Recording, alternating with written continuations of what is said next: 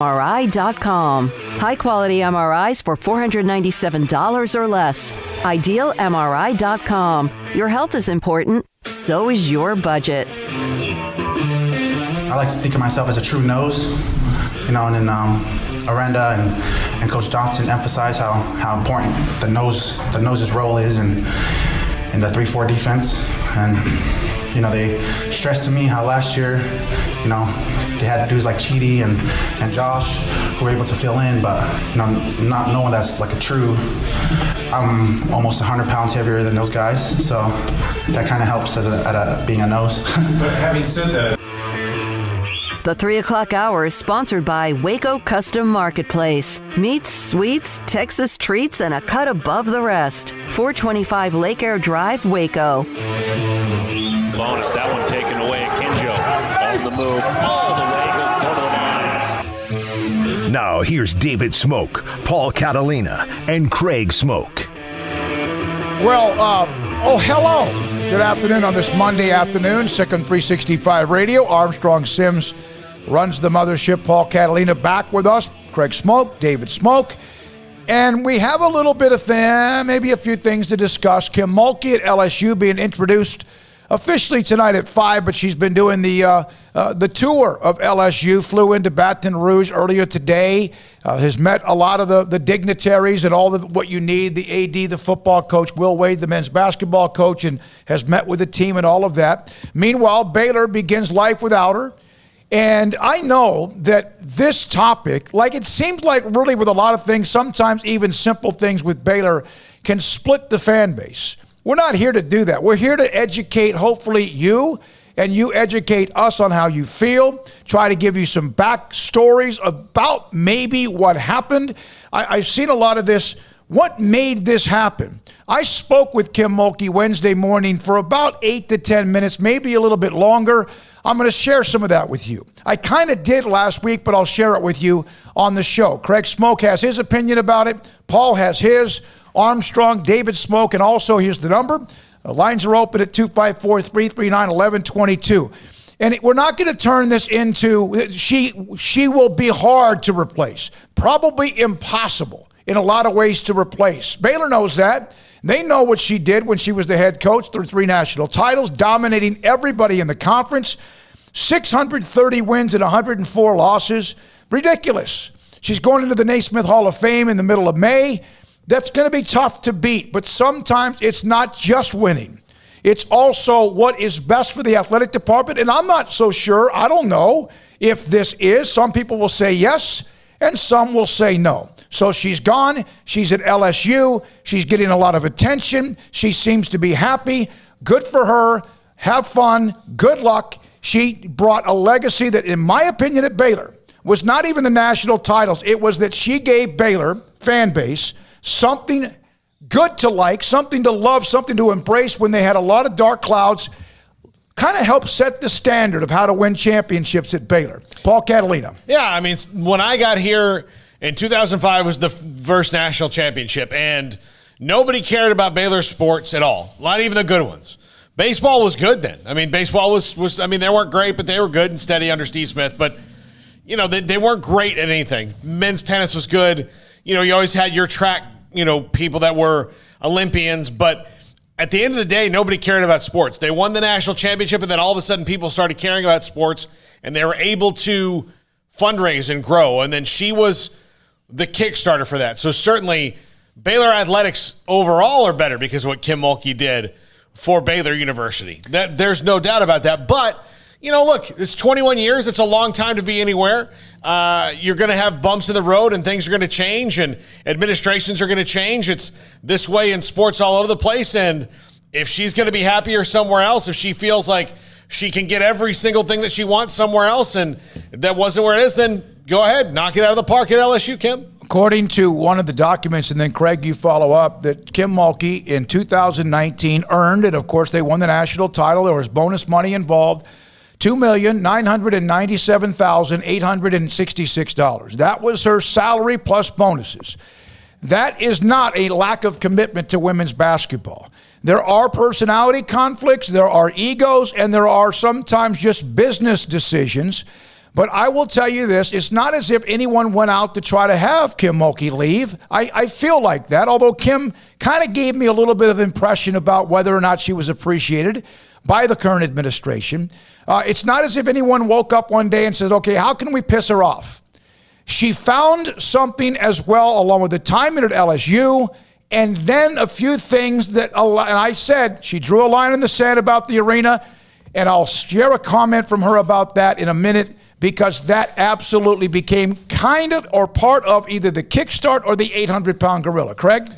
Yeah, so I'm just going to point out the obvious. Paul goes away for a week, and now Kim Mulkey's somewhere other than Baylor. I mean, just find that to be funny timing, like you were almost in Baton Rouge negotiating for her before she arrived. But we can dig into that later. Yeah, I mean, it's a tough day. I know for a lot of Baylor fans, or a tough couple of days, but when we left on Friday, I had no doubts that she wasn't going to be the coach anymore. I mean, all signs were pointing towards that. I saw people still going back and forth all day Saturday. And I'll tell you, folks, when Nick Canizales, who used to work here in Waco, came out with that comment from Kim about how she was going to decide in the next day or so, the decision was already made. Like, that was just dragging out the attention and the speculation, and that's all that was. This was already done. So all day Saturday, if you were tweeting at Kim on Saturday night, like, please change your mind, her mind was already made up. Mm-hmm. I think she did everything she absolutely could for Baylor athletics. As Paul said, she brought them out of a really dark place and provided a lot of light and a lot of passion and things that were missing from Baylor fans and from Baylor sports. And she ignited that athletic department in many ways and helped lead to the belief that you could win at Baylor, even though you had a lot of challenges that maybe your competitors around you, like the OUs and UTs, didn't have. But, I mean, let's not also forget, she would never have come to Baylor if La Tech had offered her the right package to begin with, right? So that Louisiana tie has always been there for her. And she got the ball rolling on this with that radio interview last week. I mean, there were still disagreements in the athletic department and, relationship issues and whatnot that probably needed to be worked out if things were going to remain as they were. But this wasn't even on the radar until she went on Louisiana radio. So that's where this started, and, it picked up steam quickly, and I know a lot of people are surprised we got to this point and that somebody didn't step in at one point or another to offer more money or more this or more that. But, at some point, like, enough's enough, and at some point it's just time for two people to go their separate ways. And the two people in this case are Kim Mulkey and Baylor University. And that's just, the way it's got to be, unfortunately. She's not going to, finish out her career, be inducted into the Hall of Fame this summer or in May as the Baylor basketball coach. I know that's going to bother some people, but it just seemed to me that this was a break that needed to happen at this point. And so I think both parties should be better off for it. I don't know if Baylor will win at the level they have, anytime soon, but I think that everybody will be better off for it in the long run. She's being inducted that middle or second or third week in May because of what she did at Baylor, not what she might do at LSU, but she will be introduced, obviously, as the head coach at LSU. So let's get through some things.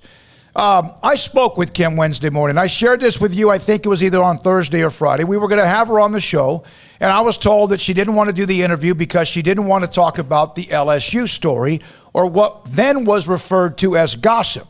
My point was the gossip started when she appeared on the show in Baton Rouge, and there's nothing wrong with her appearing on that show with Jordy, nothing at all. But that's what started it. So the gossip was started, or the match was struck on Friday the week before. Yeah, I got the quote right here if you want it. Okay. Her quote on it. She was with Jordy Culotta, and she said, "It doesn't matter where my career takes me. You always go back to your roots. My children were born in North Louisiana. My son played there at LSU. You always listen. You're always talking to people who are connected to Louisiana. I just heard this yesterday about Coach Fargas leaving and not coaching. To answer your question, I had opportunities to leave Baylor, but timing in one's life is always the reason you make career decisions." And that's what just kind of It wasn't if everything. She outwardly said, hey, I want the job, but at the same time she said she didn't say that she wanted to stay at Baylor either. Now, if it was something else open, probably she's not gone. But then again, all right, where are we now? How awkward is it with the relationship that obviously is not great between Kim? And it's not, by the way, everyone wants to point the finger at Mack Rhodes and how could he let her walk.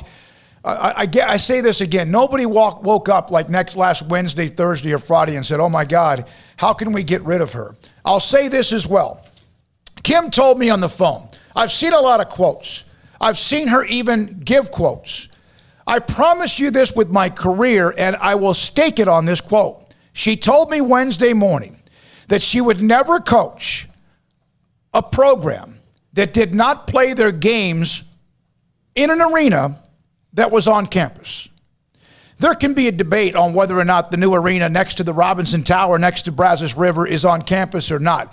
She told me, I will not coach anyone unless the games are played in an arena on campus. The thing that, and I told her this, Kim, it's going to take almost a year and a half for them to even break ground. We've heard that from Mac Rhodes. The second part of this is also, it doesn't get built in 6 months. It's going to be a process. She had some concerns about why would the city need to be connected to Baylor. The city's going to give Baylor a large tax abatement, but that's okay. That's business, and that's politics, and that's all of that. But she did tell me that, and when she told me that, to me, that's when I told you, that's what I reported, not so much from her, but that she had drawn a line in the sand about the arena not being on campus. I want to speak to this point a little bit, and this is why I think it's weird that she would even bring that up. Okay, if they were building it at the Farrell Center site, or not the Farrell Center, at where Floyd Casey Stadium used to be, yeah, I get that. That's a problem, especially for basketball that has multiple games a week. I would say no. Yeah, that would be silly. But it's not. They're building it just across the way. Armstrong, get on the mic real quick. I asked you this before the show. When you were living in a dorm on campus, Yep. How many basketball games would you say that you walked to? And you went to, you're a basketball guy. Yeah, I went so to you a went lot. to a lot of basketball games. 0. 0 games. And you were living in a dorm on campus. Yeah. How close was your dorm to the Farrell Center? It was medium. I mean, I don't know. It would probably take like a good 15-minute walk. Okay. With friends. So if you're strolling. driving anyway or getting in a bus anyway, what does it matter as long as it's not a bus ride that's going to take you 3 exits down the highway?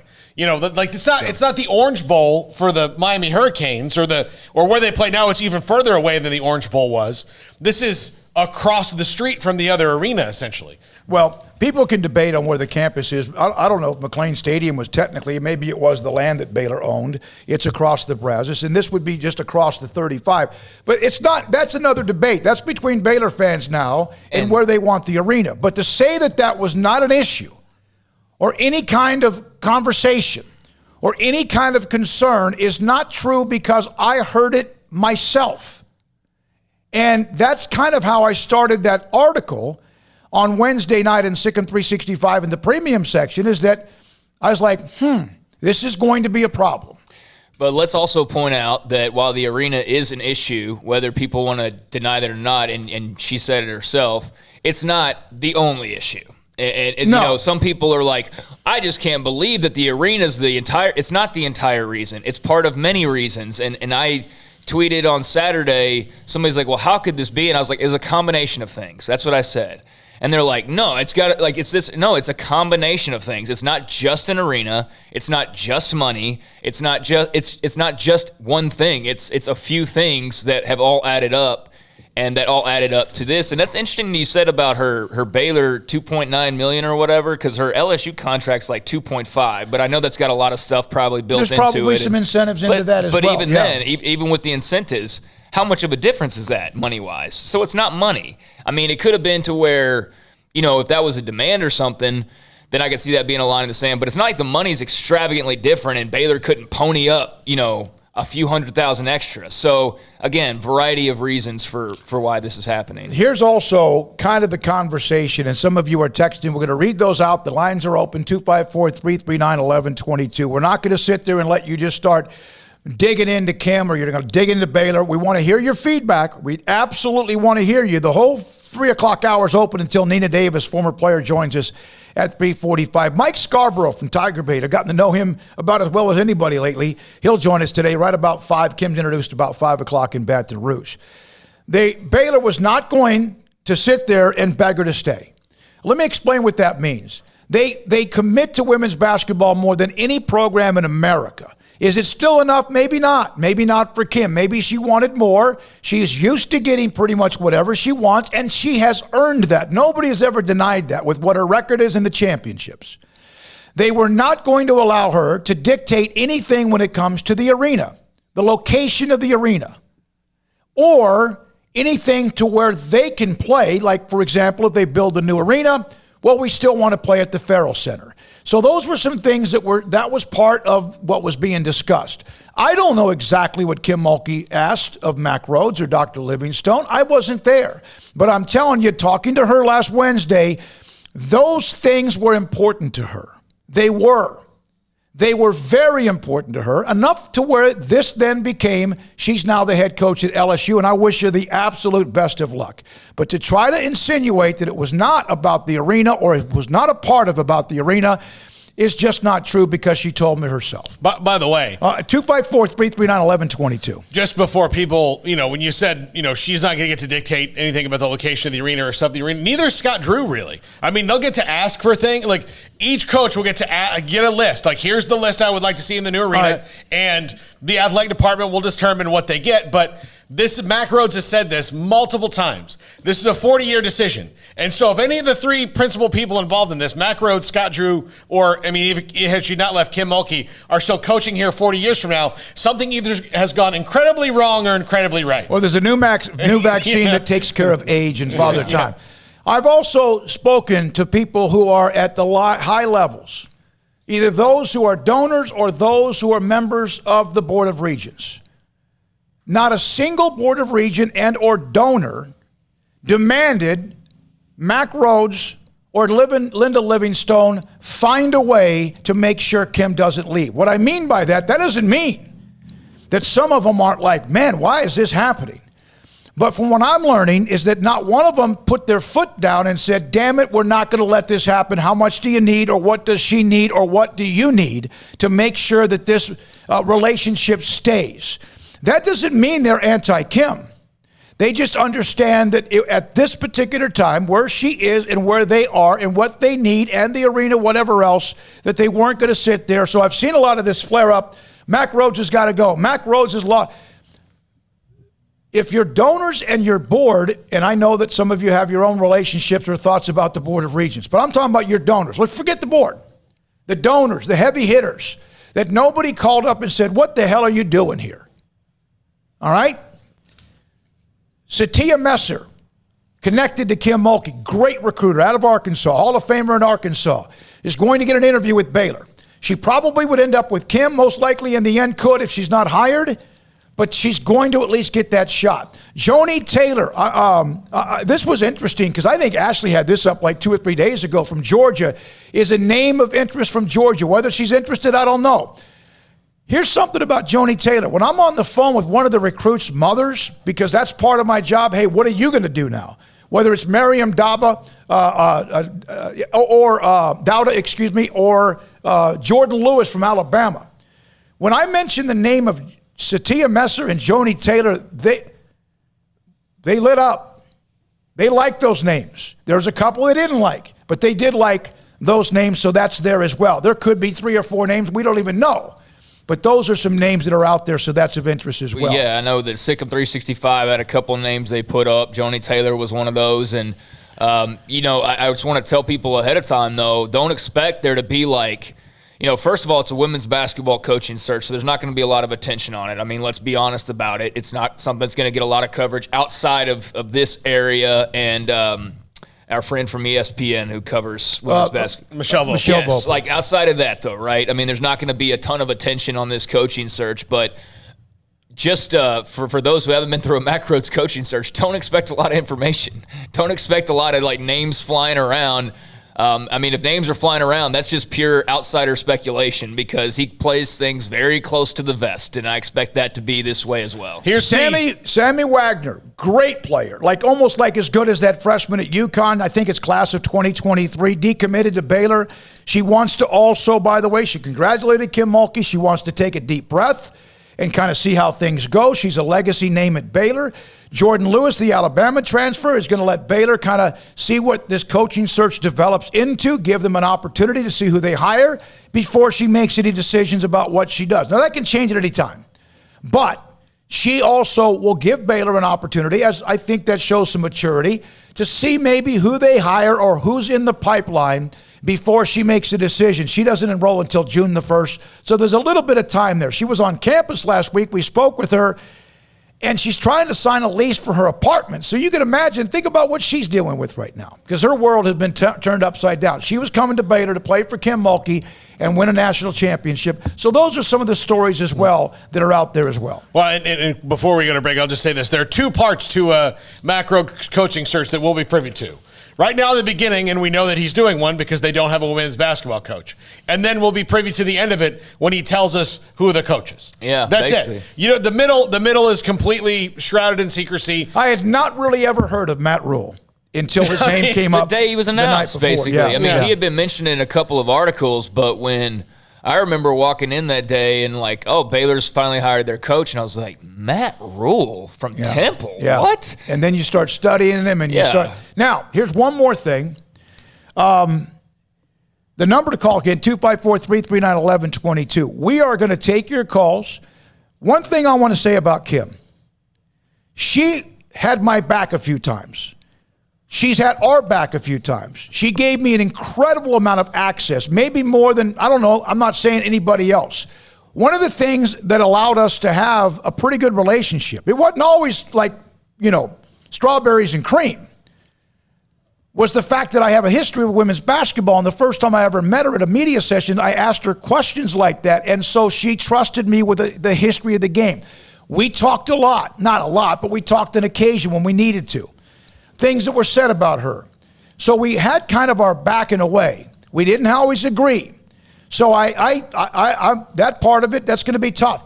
I will earn the trust of whoever is next. That's part of what we do, just like we did with Matt Rule or Dave Aranda. Speaking of which, Dave Aranda at 4 o'clock today in a 30-minute one-on-one interview with him from earlier today. We'll have that for you today at 4 o'clock. Yeah, I mean, I said this on Twitter yesterday, but I want to repeat it here for those who smartly don't have it. I loved watching Kim Mulkey. I loved the way her program had a lot of, they were fun and they were entertaining. And my basic message was just that she made women's basketball more interesting than I ever thought it would be, before moving here. I mean, obviously she built a special thing in Waco, and, it was entertaining and it was fun. We got to watch them win a couple national titles here in the last few years, or championships of all kinds of conferences, national, whatever. She made it fun, and there's definitely big shoes to fill for whoever that next person is. But I wish her the best. I think it's all just very unfortunate, but I think again both parties are going to be better off in the long run for it. Yeah, she and I didn't have the best start. I'll tell you, we did not. But we became work buddies, to say the best part of it. And, I like and respect Kim a great deal. But, it was time. It's time. I will say she looked happy today. Mm-hmm. And I can't remember the last time she looked all that happy. And maybe, I'm just reading into that, but I really don't think so, because, didn't really say it at the time because it's Kim Mulkey and Baylor. Like, nothing's ever going to change there. But there were a couple press conferences this year and over the last couple years where I just sort of wondered does she even enjoy this? Like, does they just won a national title? Yeah, like, I mean, even the post-national title press conference, it wasn't even like celebration and exuberance. It was sort of like see? It was kind of like that. Not for the girls, but for her. And so it was just always sort of weird to me how it just, I don't know. It was success, but I she think a lot didn't of seem things, to enjoy it. I think a lot of things that have been said about her nationally today, everyone's like, that's Queen Bee, yeah. But I think some of those things wore her down outside the lines. And probably. I was on the air one time trying to defend her, or at least give people a perspective. Jaden Owens, Chrislyn Carr, and Camaria McDaniel, all three transferred in. Remember, they can transfer, but they would have to sit out a year unless the school they transfer to files a waiver for them to be able to play right away. We'll have Nina Davis today at 3:45, Dave Aranda 4, JJ Joe at 4:30, Siaki Ika will join us at Siaki Ika to join us today at like 4:45. Also today, we'll hear from Mike Scarborough about all the hype. I mean, they are going nuts, as you can imagine. They're all the purple and gold and all the Kim mania is going on right now in Baton Rouge. And then also today, a little bit later on, James Akinjo. He's the newest basketball recruit for Scott Drew and company. Those recruits who had been on campus from transferring under the new rule can transfer, but they'd have to sit out a year. But they can file for a waiver just like Baylor wants to do with James Akinjo, who came in from Arizona. Here we go. You've heard from Paul Craig. Now let's hear from you. Here we go. 254-339-1122 and SicEm365 Radio. Richard Carr, Buick GMC Cadillac. They've got their savings event going on right now. Richard Carr Motors is your friendly local dealer, and they have been making a lot of deals lately. I mean, it's been one thing after another at Richard Carr as far as the sales events going on right now, but right now it's all about the 22-year anniversary. So you can find big anniversary savings when you walk on the lot, both pre-owned cars and trucks or all-new cars and trucks. That includes 3 big rows of first-class seating, safety, technology, power, a superior ride. The Buick Enclave is second to none, and during the Richard Carr anniversary sales event, you can save $8,500 on a Buick Enclave. There's also the power and luxury combined in the GMC Sierra truck. Save $8,000 on a 2021 GMC Sierra, or save $7,000 off 2021 GMC Acadias, or $6,750 off 2021 GMC Terrains. And Richard Carr Motors is your local family dealer. Proud Baylor Bears who want to earn your business with great prices, free oil changes with a new purchase, and priority warranty service on all vehicles purchased. So drop by their clean and disinfected showroom to take a test drive, or you can let them bring the test drive to you. It's a big 22-year anniversary sales event going on now at Richard Carr, and Richard Carr Motors says Sic'Em Bears, congratulations to the national champion Baylor men's basketball team. At Baylor University, students can shine in their own way. Or should we say their own ways? Because there's no limit to the ways Baylor students make the world a brighter place. Whether they're leading a student organization or following a higher calling, getting advice from faculty, or taking part in world-class research, pursuing their dreams, or working toward their dream job, students find their place to shine at Baylor, where lights shine bright. Stepping into the boots of a U.S. Army officer can add confidence and leadership skills to your son or daughter's career path. See all the things they can achieve in our boots at GoArmy.com. U.S. Army Waco Recruiting Company, 254-598-8131 or 254-776-1543. How did Edward Jones become one of the biggest financial service companies in the world? By not acting that way. Financial strategies, one-on-one advice, it's a big difference. And that's why Brad Wilson, your Edward Jones financial advisor, makes sense of investing. Experience the difference for yourself. Brad Wilson, 250 Sharon Drive in Woodway, 254-776-4337. Edward Jones, member SIPC. You want to know why Stonewood Dental is so successful? Listen to what happy customers have to say. It's pleasant. It's different than any other dentist office. I really feel like they care. And it's not that you're here for 2 hours waiting on someone to take care of you. It's quick and easy, and I bring my kids, and my kids love being here too. They really love the treasure box. Staff is really nice and accommodating, real friendly. You feel more like home. It's not sterile looking. Everybody has their own personalized rooms with decorations and decor, and they'll even have a blanket for you when it's cold. I've recommended people to actually come here, and they are patients now. I really love it here. It feels like family. Learn more, stonewood-dental.com.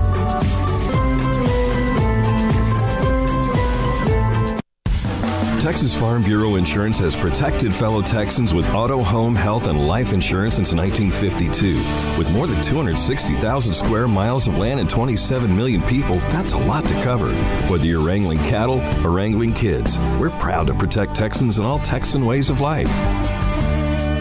Stop by and see our agents at one of our 3 McLennan County locations.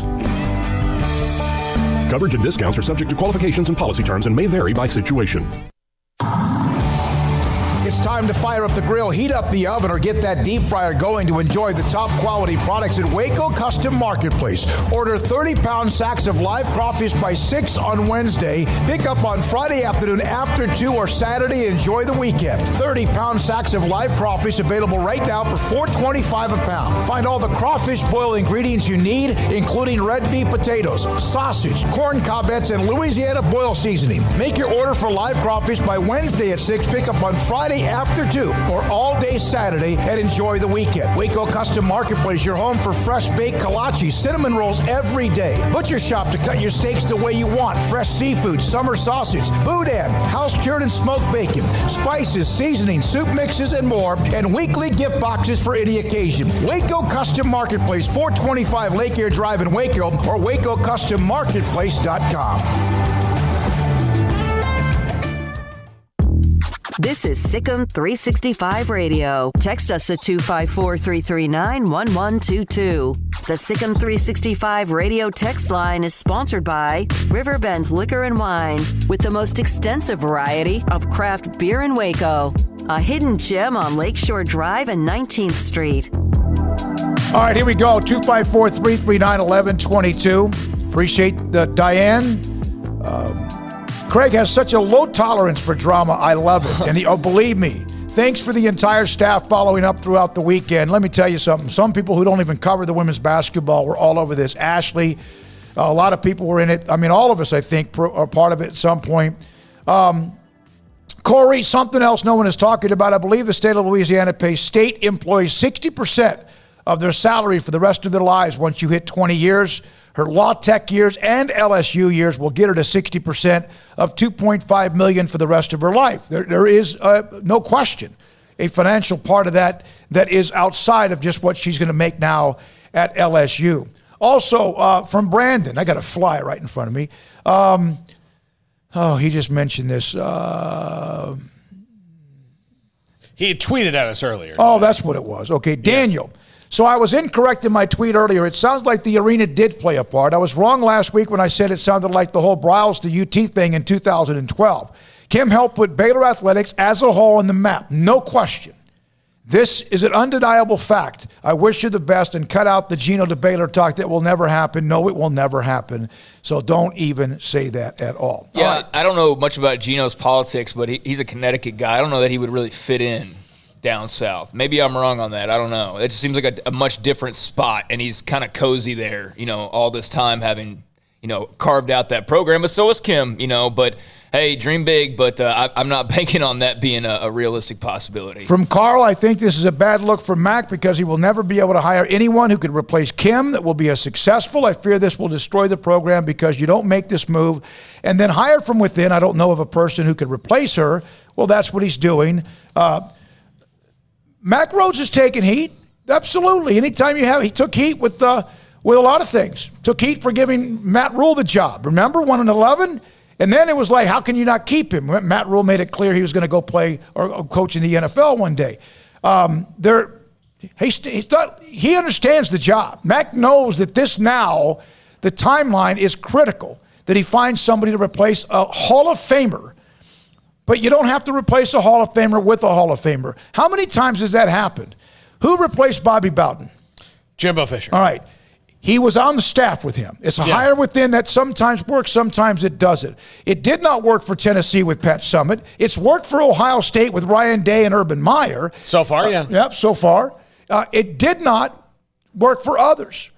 There have been a lot of those. The Roy Williams from Kansas to North Carolina is as close to a Hall of Famer to another place, but where did he go to college? Roy Williams. North Carolina. So he's going back to his alma mater. Kim going back to where she's close to being in Louisiana. All right, here we go. All right, T-Rex, you're on SicEm365 Radio. Thanks for holding. Good afternoon.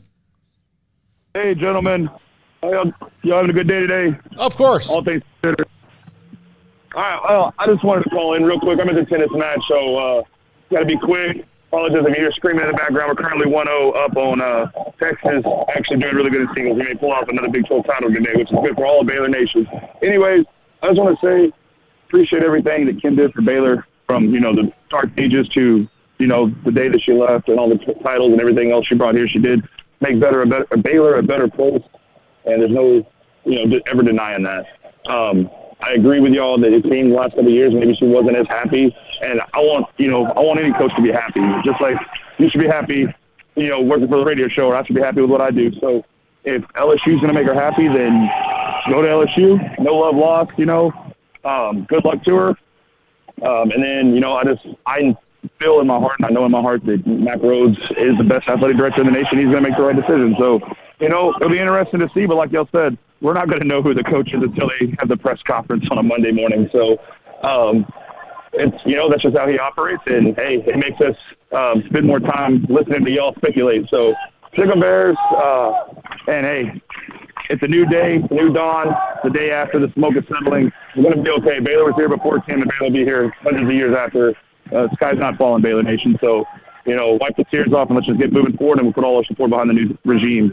Sic'Em Bears, and let's beat Texas today. All right, T-Rex, thanks for your time. The tennis match right now at the Herd Center for the Big 12 Championship. Right now, that's T-Rex. Thanks for your time, 254-339-1122. Steven from Virginia, you're on SicEm365 Radio. Happy birthday, Paul. I hope you had a good week off. I did. Thank you. I'm sorry that this is how you have to come back. I haven't listened so far. I just got off work. I'm pretty sure people are upset. It would have been nice to talk about the spring game today, but I would say that anybody that thinks that Mack Rhoades pushed Kim Mulkey out is wrong. Matt Mosley did not have to post Kim's propaganda, but he did. I would really encourage people to look into things. I would say I want to echo T-Rex's statements on Coach Mulkey not seeming happy here, because I just kind of felt like it had gotten to like Bobby Knight at the end of Indiana. And I don't think you can point to anything other than that press conference where she's, talking about all these views she had of the call, and not see that I'll handle this how I want to handle it now that I'm here energy. And it's really upsetting that that's the way it went. I hope Kim is happy. I hope people don't think about, leaving the program. I've seen a lot of people seemingly now LSU fans. It's just Baylor's a great place to be, whether Coach Mulkey wants to be here or not, and we'll find another great coach. And like T-Rex said, Mack Rhoades is an unbelievable athletic director. He's arguably saved this university in the last few years. So I'm completely confident in him to make a decision. Stephen, thanks for the call. One other note before we get to another call. We'll take a bunch of them, as many as we can for the next 6 or 7 minutes. Nita Davis at 3:45. Aranda, one-on-one at 4. Of the players who are currently on the roster, Nalissa Smith and Queen Egbo and names like that, and not to forget Caitlin Pickell and others, Sarah Andrews, and I mentioned the ones who had transferred in. They have decisions to make too. I don't know how much time they will let Baylor decide who the next head coach is, but you can't make a decision just because Nalissa Smith is Player of the Year. I would. I would. But then again, I don't make those decisions. You do everything you can to try to keep what you have intact, but you cannot keep them from going where they want, just like you could not keep Kim from going where she wanted to go. Back to the calls. All right, Chris, you're on SicEm365 Radio. Hey, fellas, how are you doing? We're doing great. Thank you. I honestly think, and like I said, this is my opinion. This is more about Baylor and what Baylor thinks it is, as far as like they're too far down the line from when they were in the sports basement, and basically they could only get games like conference games off because it was contracted here in Waco and things like that. Every time there are good coaches here, they move on. It's almost like a stepping stone.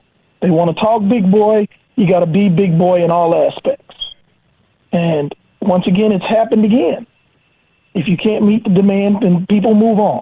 That's just the way it's going to be. Chris, let me ask you this. When you say that, and I'm not saying you're wrong, but when you have a coach that's making nearly $3 million a year, that's the highest or second highest paid salary in America and a coaching staff that gets the most money overall than any other women's basketball staff in America, and you have the amenities and the support and the loyalty among a fan base that has gone everywhere around the country, yes, because they win as well, how can you say that they're a stepping stone? What else were they supposed to do? I'm curious. What else was Baylor supposed to do to keep Kim Mulkey in Waco? Did we lose? I think more ultimately, it's about probably more say on certain aspects in the sports department. I honestly do believe that. I think that her opinion wasn't valued the way that she pictured it, and it slowly started to erode as the years went by. And somebody else decided to jump in and say, "Hey, we'll value you more in this aspect." And it probably intrigued her that it was back home. But that doesn't mean Baylor is a stepping stone, does it? No, I see what he's saying, though. He's saying that it basically looks like a stepping stone in some ways, though. That's what he's saying. I think Chris, and I don't want to speak for you, but I think Chris is just tired of the fact that Baylor does almost intentionally to itself become like a stepping stone in some ways. Like how, because, do you think this would have happened at Texas? Or do you think this would have happened at Ohio State? Now, granted, they've all had their own issues as well, but I think people are just having a hard time wrapping their head around how you have like the football programs off to the races and then something happens with our brows. And women's basketball is it's legendary coach, Hall of Famer, and then something happens. Like, I think people do have reasons to kind of wonder, like, why can't we just keep things normal every once in a while? Why does there always have to be this like masochism or whatever that Baylor does to itself? And I wonder that too. Self-inflicted wounds at times, Yeah, I don't understand it. I don't understand Craig, you said this last week, and Paul wasn't here, but you said this last week, there's always something. Always something. Whether it's something that's self-inflicted like a scandal, or something in the case of drama, or something in the case of getting in trouble with the NCAA, or something, and you're right. And then there is always something. And then once it gets quiet, Mulkey pops off and says something that's controversial, or a booster does in the light of a men's national. It's just like it's always something. It's like people just can't keep their mouth shut or their hands busy enough to not try and screw something up. And whether it's internally or externally. And I'm not saying that's the case here. I think it's obvious the relationship was sour between Kim and Mac. I think that's the most glaringly obvious thing in this entire ordeal. They just were not seeing eye to eye, and it wasn't going to be a good relationship moving forward. And when that happens, doesn't mean either one's more wrong than the other. It just means that they're not fit for each other anymore. And I think that's the basic thing of this entire ordeal outside of what she wanted or what she, the court named after or whatever. My big question with all these things that whatever she asked, I don't know what she asked for. I do know that it has some to do with the arena, some to do with, the court or a statue or whatever. Why now? Why right now? And that's why is that an issue right now? Because that's why last Wednesday when I mentioned the timing of this sucks. Yeah. Because the men's basketball team had an afterglow that could have continued. And right after that happened, there's the article in the newspaper about the arena. And then a week later, there's the interview. So there is some accountability with Kim, too. Oh, it's both sides. No question. And people want to, like I mentioned that tweet earlier, like you got to pick a side. I don't have to pick Jack. I can look at it from both angles. There's no... like this tribalism that people are seeking of like your team Mac Rhodes and Baylor, your team Kim Mulkey, and there's not a lot of people doing that, but there are some. I'm not picking S. I don't know all the facts, so until I know all the facts, I'm going to look at it from both angles. And from both angles, it looks like both parties probably could have done more or said less or whatever. It wasn't a good relationship anymore. It was not good at the beginning. You have somebody else that all of a sudden may not always just say, okay, yes, because that happened before. She wanted something, she got it. You don't get everything you want, and sometimes there can be conflict because that's a different administrator. 254-339-1122 out with the calls. Here's one thing from Brandon, or the 254. Smokey, you guys may not remember, but during the 2019 title run, you asked Mulkey during an interview if she was going to retire at Baylor or something to that effect. Her answer was, you'll have to ask Baylor. Curious why you asked her that question, seemingly out of the blue then. Did you have reason to believe there were issues brewing then? Yeah, I don't know if I knew it would ever get to the point it is now, but I knew that there was some tension. Yes. But I never, that's 2 years ago. So they found a way. And if I'm going to sit there and criticize anything, You have to find a way to make this work. And if you can't, then you know what's best for both. Everybody goes in their own different directions, and that seems to what happened here between Kim Mulkey and Baylor as well. Yeah, and just going back to Chris, thanks for the phone call. Everybody who's called in so far, appreciate the phone calls. But I think I was kind of in the zone of what you were talking about, Chris. If not, hit us up on the text line and further explain. But I'm with you on why is it always something. You feel like you got something great with Briles, and that blows up because of whatever happened with the scandal. You feel like Matt Rule's about to turn the corner.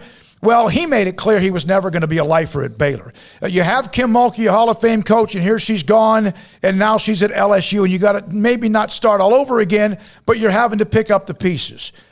254-339-1122. We'll get to Nina Davis in a second. Yeah, this is kind of a rarity, though, because, here's how coaches leave at Baylor. Rule and Mulkey are a little bit different. And Briles is kind of its own little thing in and of its own kind of planet.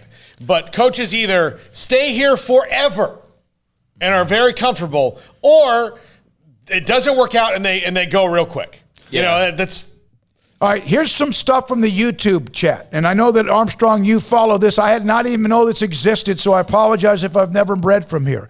I will have fond memories of Mulkey's 21 years, but her exit left a little bit of a stain for me. From Marshall, my thoughts are this: if you can't move past a coach without throwing mud, then what caliber of coach are you hoping to recruit? She's earned my respect without a doubt. Best of luck to her. Sic'em. From Ryan, a lot of people acting like Farrell was close to anything. Also from, I'm not sure who this was, Pat. Rhodes is a damn good AD, not his fault. Mulkey wanted change, and as Craig said, combination of issues. From Judy, Baylor seems to lose the best ones. From Lynn, from Sarah Lynn, not true. I know plenty of kids that go to girls' games. Yes, more to boys, but they had a great following. No question about that. Jackie, love what she's done for Baylor. Women's basketball she'll always be special. We went to the games. Students don't go to women's games. That's true. The students don't. They don't. And that's going to be a big thing is she had her loyal audience, and that was built in. And then with bigger games, more people showed up. But that's going to be one of the biggest challenges for the next head coach for sure. From Linda. And Linda, I want you to understand, Mulkey has said she did not demand anything, so why are they blaming Mulkey? You're asking us. I'm telling you, I spoke with her on the phone.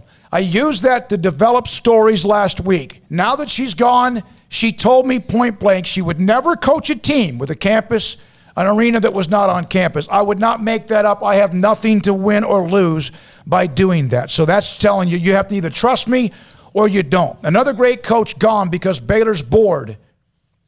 I don't know if they had anything to do with LSU having a job opening. Messier, Satia Messer, hire her, give it to her. She's a great coach. I don't know. Did it even get to the board? They're not even meeting. Yeah. So, what do you got to them? I agree with what you all are saying. She's not happy. Bunch of these. Chris, listen, this isn't about the coaches. It's about Baylor sees itself and far too removed in their eyes from the sports basement. Where this is from Chris, who called in on the show. And there's a lot of you, and we can't get to them all. Tech never recovered from Sharp retired. Texas did not really recover when Jody Conrad retired, did they? Tennessee with Pat Summitt. Tennessee with Pat Summitt. And there's a lot of that. There's no question. This is a critical time period. And Mack Rhodes knows that. And if you don't think he knew that, even knowing that this was about to fall apart, then you don't know Mack Rhodes. So we'll see what happens. And if you don't think he was prepared for this even a year ago or 2 years ago, then you don't know Mack Rhodes very well. Because he said it before. He's always got a list just in case, something happens one way or the other. He's got a list ready of coaches to call that might be of interest. And so I'm sure he's had one knowing that, maybe things weren't going to work out for the next 10, 20 years. And I'm sure he'll have some names. You always have to have a short list. Do y'all think her daughter stays on staff? We've been told no, and that she's going to remain in Waco. Bill Brock is the head coach. He's the interim head coach. I don't know if he's a candidate. Don't think so as the head coach. I spoke with him by text last night just to wish him the best. Compare Mulkey's departure to Beard departure to UT. That was in conference. Beard is a UT alum. Mulkey's a Louisiana native. We know that. And here's one more. And Mulkey's got way more stripes on the wall than Chris Beard does at this No point. individual can be bigger than the brand. We'll always appreciate Kim's contributions to the university. We cannot let one coach dictate the direction of the entire athletic department. I'm a class of 2009, assuming the location of the new basketball facility was an issue And I promise you on everything that I do on this job that it was part of what started the fire. This is SicEm365 Radio. Riverbend Liquor and Wine. You know what? I'm going to tell you a cool little story here about Steve Chapman. So last week I was in Tennessee, and I went on a couple of whiskey tours, and I told him, I said, hey, you've got to check out some of this stuff. I know, sometimes it's hard to get, sometimes it's easy to get, but there are a couple of good whiskeys that I tried that you might want to, stock in your store. So I sent it to him, and he goes, you know what? I'll check it out. That's the kind of business that they do over there. They're always looking for the next good thing over there, the next cool thing, the next thing that they can do, because their selection is fantastic. Whether it's whiskey, whether it's vodka, whether it's spirits, craft beer, like I've said many times on this show, nobody has a better selection of craft beer. They're always churning the roster, so to speak, of their craft beers. Their customer service is second to none. Their customer service is quick. They know where everything is in the store. They've got a great selection. They've got great customer service, but they're also, always looking for, new ideas and things like this. So if you're in there and you see Steve or Debbie and you say, hey, I tried this one time, look into it. They'll look into it. Whether they can get it or not is a whole new thing, but that's the kind of thing they think about when they're running a business, is how can they always make it better. And that's Riverbend Liquor and Wine. They're always trying to be better, and they're a fantastic location to get whatever you need: wine, spirits, beer. Fantastic, fast, great customer service. Lakeshore Drive and North 19th Street here in Waco. Find out more on Facebook and Instagram.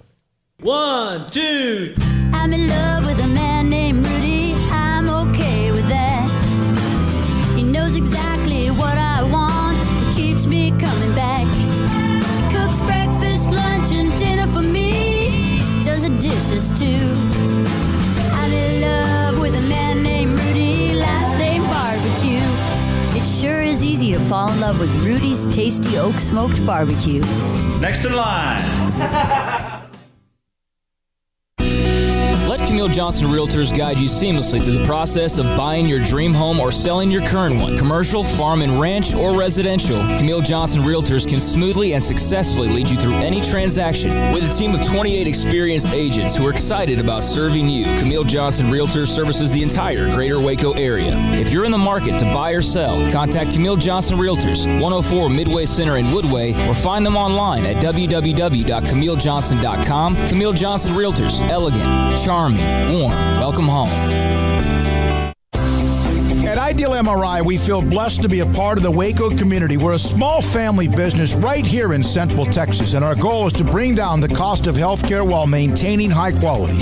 At times like this, the cost of healthcare has never been more important, and unfortunately, significant illnesses and injuries still occur. That's why Ideal MRI is open and here to serve you through the difficult time. We offer premium MRIs just like a hospital with state-of-the-art technology and specialists, but you'll pay less. Sometimes thousands of dollars less, whether you're using insurance or not. At Ideal MRI, we accept most insurance and there are no hidden costs. Even offering financing if that's needed, everything included in the price, and you'll not get something as a surprise in the mail later on. If you need an MRI, ask your doctor about Ideal MRI. They'll know. You can schedule an appointment safely from home online in minutes at idealmri.com or give us a call, 833-IDEAL-MRI, idealmri.com. Car has the trucks, man. They have the one for you. Crew cab, short or long bed, silver, black or blue. Texas size selection, great prices too. Richard Carr, he has the truck for you. Carr has the trucks, man. He has the truck you need. If you want the best truck, you want a GMC. Texas size selection, great prices too. Richard Carr, they have the truck for you. Hey, this is Bryce Petty, former starting quarterback and two-time Big 12 champion, and I know firsthand the importance of being in top shape both on and off the field. So listen up, men. If you're feeling beat down day in and day out and looking for that high-performance edge that separates the men from the boys, then look no further than the Petty Clinic Low T in Waco. Petty Clinic is a comprehensive men's healthcare clinic with an atmosphere catering to men. Board-certified Dr. Kent Petty has a special interest in offering the highest quality medical care to men of all ages. Some of the services offered include screening and treatment for low testosterone or thyroid, infertility, high blood pressure, diabetes, high cholesterol, sleep apnea, while offering comprehensive wellness exams and complete men's health lab panels. High performance men, remember, it's not just a petty thing. This is Bryce Petty, encouraging you to reach out and Google search Petty Clinic Low T or go to pettycliniclowt.com and get your complimentary lab screening today. Welcome back to SicEm365 Radio. This segment on Baylor Athletics on SicEm365 Radio is brought to you by Richard Carr Buick GMC Cadillac, located at the Imperial Drive exit off Loop 340 in Waco. Proud supporters of all Baylor Athletics. More of you on the YouTube text line, plus there's this the zip whip, as we call it, text line. Chris, by the way, has responded. We'll read that of what Craig was saying. But one of these, and then Nina Davis, one of our all-time favorite guests. I wish Kim Mulkey well, but when Baylor faces LSU for another national championship in a couple of years, I'll be rooting for Baylor. And now joined by Nina Davis, the former All-American at Baylor, and she joins us on SicEm365 Radio. Nina, thank you so much. It's great to always hear from you and see you as well. What are your thoughts on what's happened? You know, everything just has happened so fast. First and foremost, as always, thanks for having me. But, you know, I'm excited for her. I definitely think it's a new era that she's beginning. And, you know, Baylor's obviously my alumni. You hate to see her leave, but, you know, I'm happy for her. She's going back home. LSU's gotten a good one. Were you, I mean, you said this happened so fast. Did you think that she would retire at Baylor, or did you ever think, just playing for her, that maybe one day she would want to coach somewhere else, just to see how it was? I think, honestly, when I went to Baylor and I played for her as a player, you can only see her, you know, coaching for Baylor because you're there. So at the time, if you asked me when I was a player, I would probably have said no easily, that I could never see her leaving Baylor. But, you know, once Nikki retired from LSU and the rumors started swirling around, it kind of just made sense for me. I wasn't sure if she would take the job, but, you know, like I said, it's been her home. She's always talked about Louisiana, and, you know, it's a great opportunity, and it just it made sense for me, for her. Nina, you know, I've seen some former players say they're glad that they were there when Kim was there. And a lot of people like that. This is your alma mater. This is where you gave your blood, sweat, and tears for 4 years. Are you still a Baylor fan? Will you always be a Baylor fan, or do you follow Coach Mulkey? No doubt about it. My degree says Baylor. You know, my degree doesn't say LSU, and I'm a fan of Kim Mulkey. Obviously, she's my coach, and she's a Hall of Famer. And so, of course, I support her, and I'm going to be supportive of LSU. But Baylor is always going to be my alumni. That never changes. As you say, the fans there that supported me and the fan base there was so amazing. There's no way that I could ever forget those times and how everyone treated me in Waco. I met you guys because I went to Baylor, and I wouldn't know you if I would have never went to Baylor.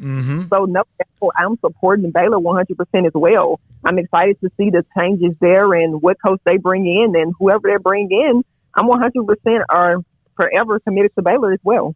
Well, that just made me well up a little bit, Nina. Yeah. Why do you think we have her on the show? I mean, yeah.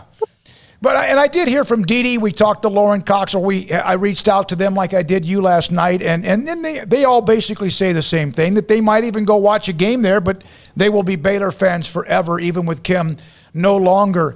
You know the women's basketball landscape. Do you think Baylor has the ability, because of the amenities, you saw them, because of the support, you know that, because obviously they've committed financially to the women's basketball, I guess, the program. You feel like that they could find a fit or two, that they have a chance to keep players who are on the roster happy and perhaps keep this thing together?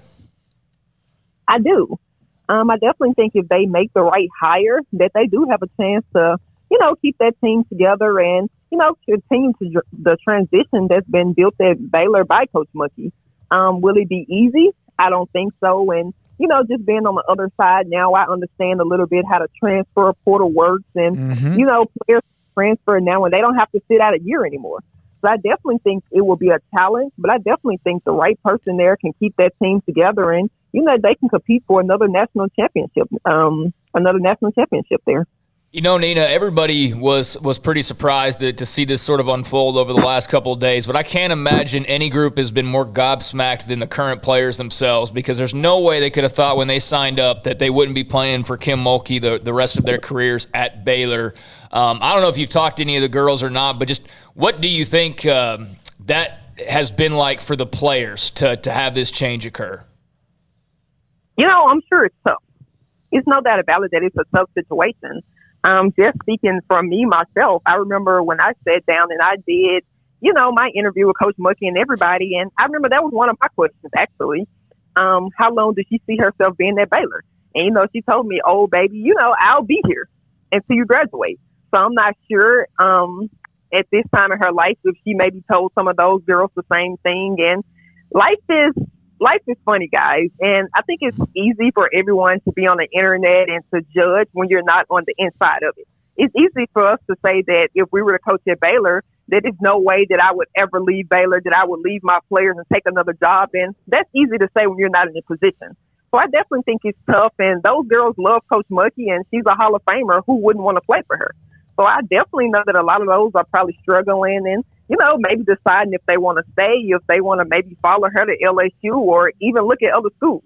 So my heart definitely goes out for them. But I think it's always just easier to judge from the outside and when you're not really in the situation. Nina, who's now at Middle Tennessee State, they won an Eastern Division championship in the conference, so she immediately turned them into a championship level program with just her presence. We know that as well. So let me ask you this, because when you have something like this that's kind of traumatic, at least because no one saw this coming until about a week or two ago, you played there in that program. You know the commitment to women's basketball, not with just Coach Mulkey, the amenities, the way you travel, and everything. Was there ever a time, Nina, in your 4 years at Baylor that you didn't feel like the school supported the women's basketball program? There was never a time that I felt that way. I can honestly say in my 4 years when I was there, from my experience, I always felt supported by, you know, not only the fans, but the staff, my professors, and obviously my teammates and my coaching staff. From my acknowledgement, I never felt that way. I can't speak on, you know, other people and their past experiences.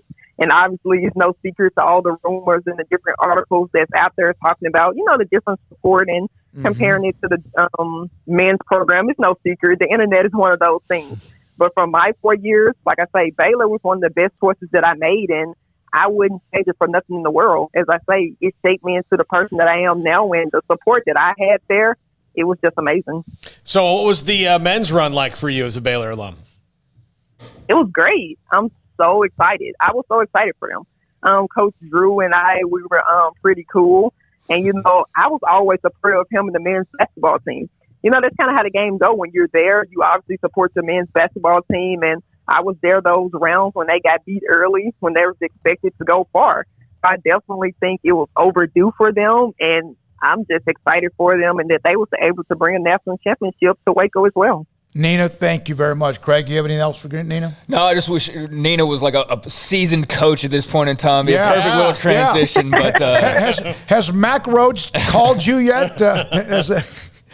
Wouldn't you know what? That's going to happen to you one day. You're going to have a chance to be a head coach. You got into coaching. You played internationally.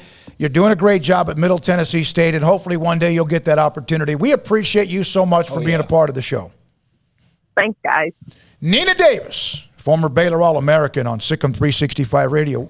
She just said, and I didn't know her answer, she never felt the 4 years she was there that they ever felt like there was no major commitment to the women's basketball program. And I don't think anyone would ever feel that way, even if perhaps lately that seems to be some of the chatter and discussion. All right, coming up next, we're going to take a break. And I understand that it's a lot of you out there that want to talk, and we'll come back. But Dave Aranda gave me a chance to sit down in his office for the first time. Last time I was in that football head coaching office, Matt Rule was the head coach. Last time I sat down with Dave Aranda was the day he was introduced 460 or so days ago. Dave Aranda, next on SicEm365 Radio. IdealMRI.com. If you have something that hurts, that's a ligament, it's a muscle, and it's worse than just, you take a couple of Advil or an Aleve, Ideal MRI can help you out. If, in fact, your doctor has checked out something in your shoulder, your knee, your leg, somewhere else, maybe in your back,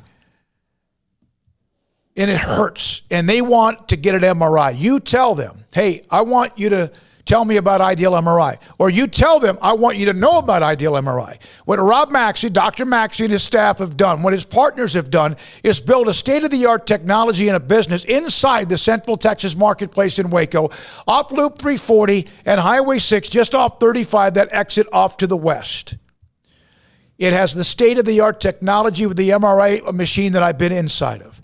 You can go online and get yourself an appointment, or you can call them, idealmri.com. They will set you up with an appointment. There may be some preliminary stuff that they want you to fill out. That's fine. But when you're there, you're not going to be in this big, large waiting room where you feel like you're in a coliseum. You're going to be inside their business. It's cozy, but it's also state-of-the-art. And you'll get your MRI. And the Texan specialist will help you understand what they're about to do. It's a process that can be intimidating when you get an MRI for some, like it used to be with me. I was there back a year ago. Man, I wish the other ones I had done were there. It's that good. And here's the bottom line, the kicker to it all. An MRI average is about $1,100 per MRI.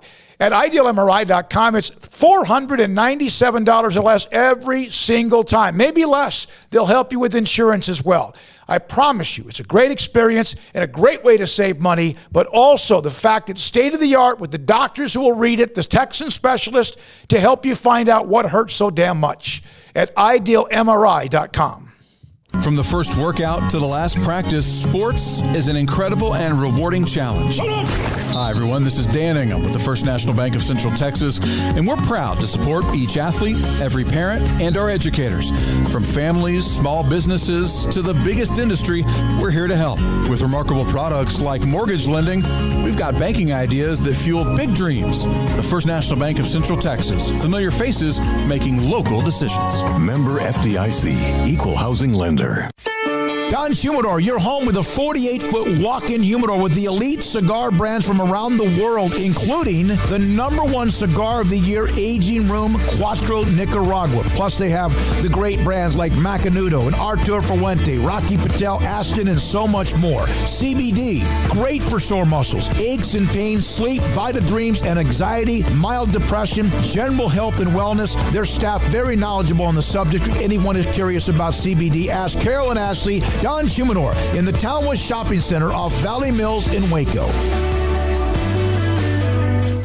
It's the Jeep Celebration event going on now at Allen Samuels. You'll find special pricing on a new 2021 Jeep Grand Cherokee Laredo with total values up to $3,750 or 0% for 72 months. Also, check out the new 2021 Jeep Cherokee Latitude Plus or Lux with up to $5,000 in total values or 0% interest for 84 months. Allen Samuels, the best place to find your new Jeep. Located at 201 West Loop 340. Come by, let's be friends. See dealer for details. All offers have credit requirements. Boots add protection. Good boots help you climb better and move forward faster. And when your son or daughter steps into the boots of a U.S. Army officer, they also learn how to lead. In these boots, they'll gain more confidence with expert training in one of more than 150 occupational specialties. In these boots, they'll stand a little taller and lead a team with diverse backgrounds and areas of expertise to successfully accomplish whatever challenge comes next. In these boots, they'll earn respect with valuable experience from day one that will give them solid footing for success into the future. Highly qualified candidates who earn a spot on our team can receive comprehensive health care coverage, college tuition assistance, and a bonus of up to $40,000. See all the things your son or daughter can achieve in our boots at GoArmy.com.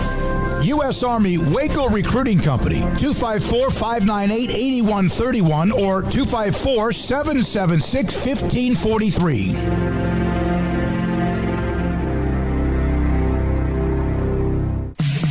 In the market for a quality metal building? Since 1943, Pioneer Steel and Pipe has helped Central Texas residential and commercial customers with metal building design, panel options, building components, and trim options. Pioneer Steel and Pipe's residential line is energy efficient, offers low maintenance, reduces insurance payments, is impact resistant, and carries up to a 45-year limited warranty. In addition, they can also help you find a metal building contractor for your project. Pioneer Steel and Pipe with locations in Waco and Bryant and at pioneersboys.com.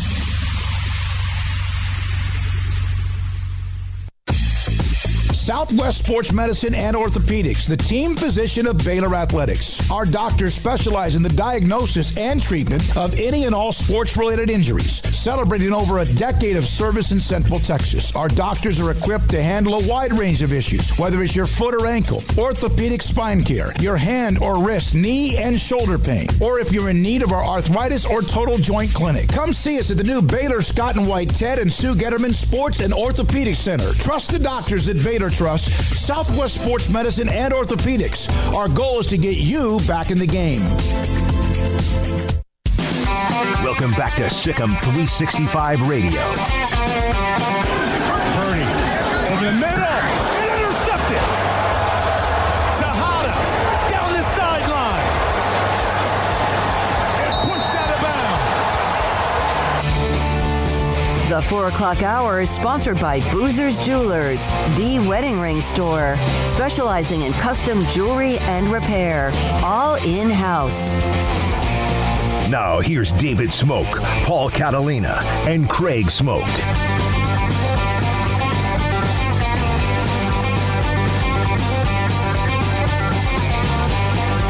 Baylor head football coach Dave Aranda, David Smoak with me on SicEm365 Radio. I noticed this, and again, I saw you the day you were introduced a long time ago, and then I saw you at the Final Four and realized it's the first time I've seen you in person, really, other than covering a game. You do seem to have more of a grin or some smiles or a little more peacefulness about you. Do you feel that way? I do, yeah. I think there's been a lot of inward work. I think there's also been an increased cohesiveness both with the staff and with the team, and so you feel like we're putting in good work and we're getting better. You mentioned, I think, a couple of different times that it was hard for you the first year because you had not been in this role, about accountability, about making what you wanted to see. Was it difficult because of COVID? Was it difficult because you couldn't get a lot of one-on-one? As far as what Dave Aranda, and maybe you were trying to please other people? Is that kind of what it was last year? It was probably a little bit of both. I think,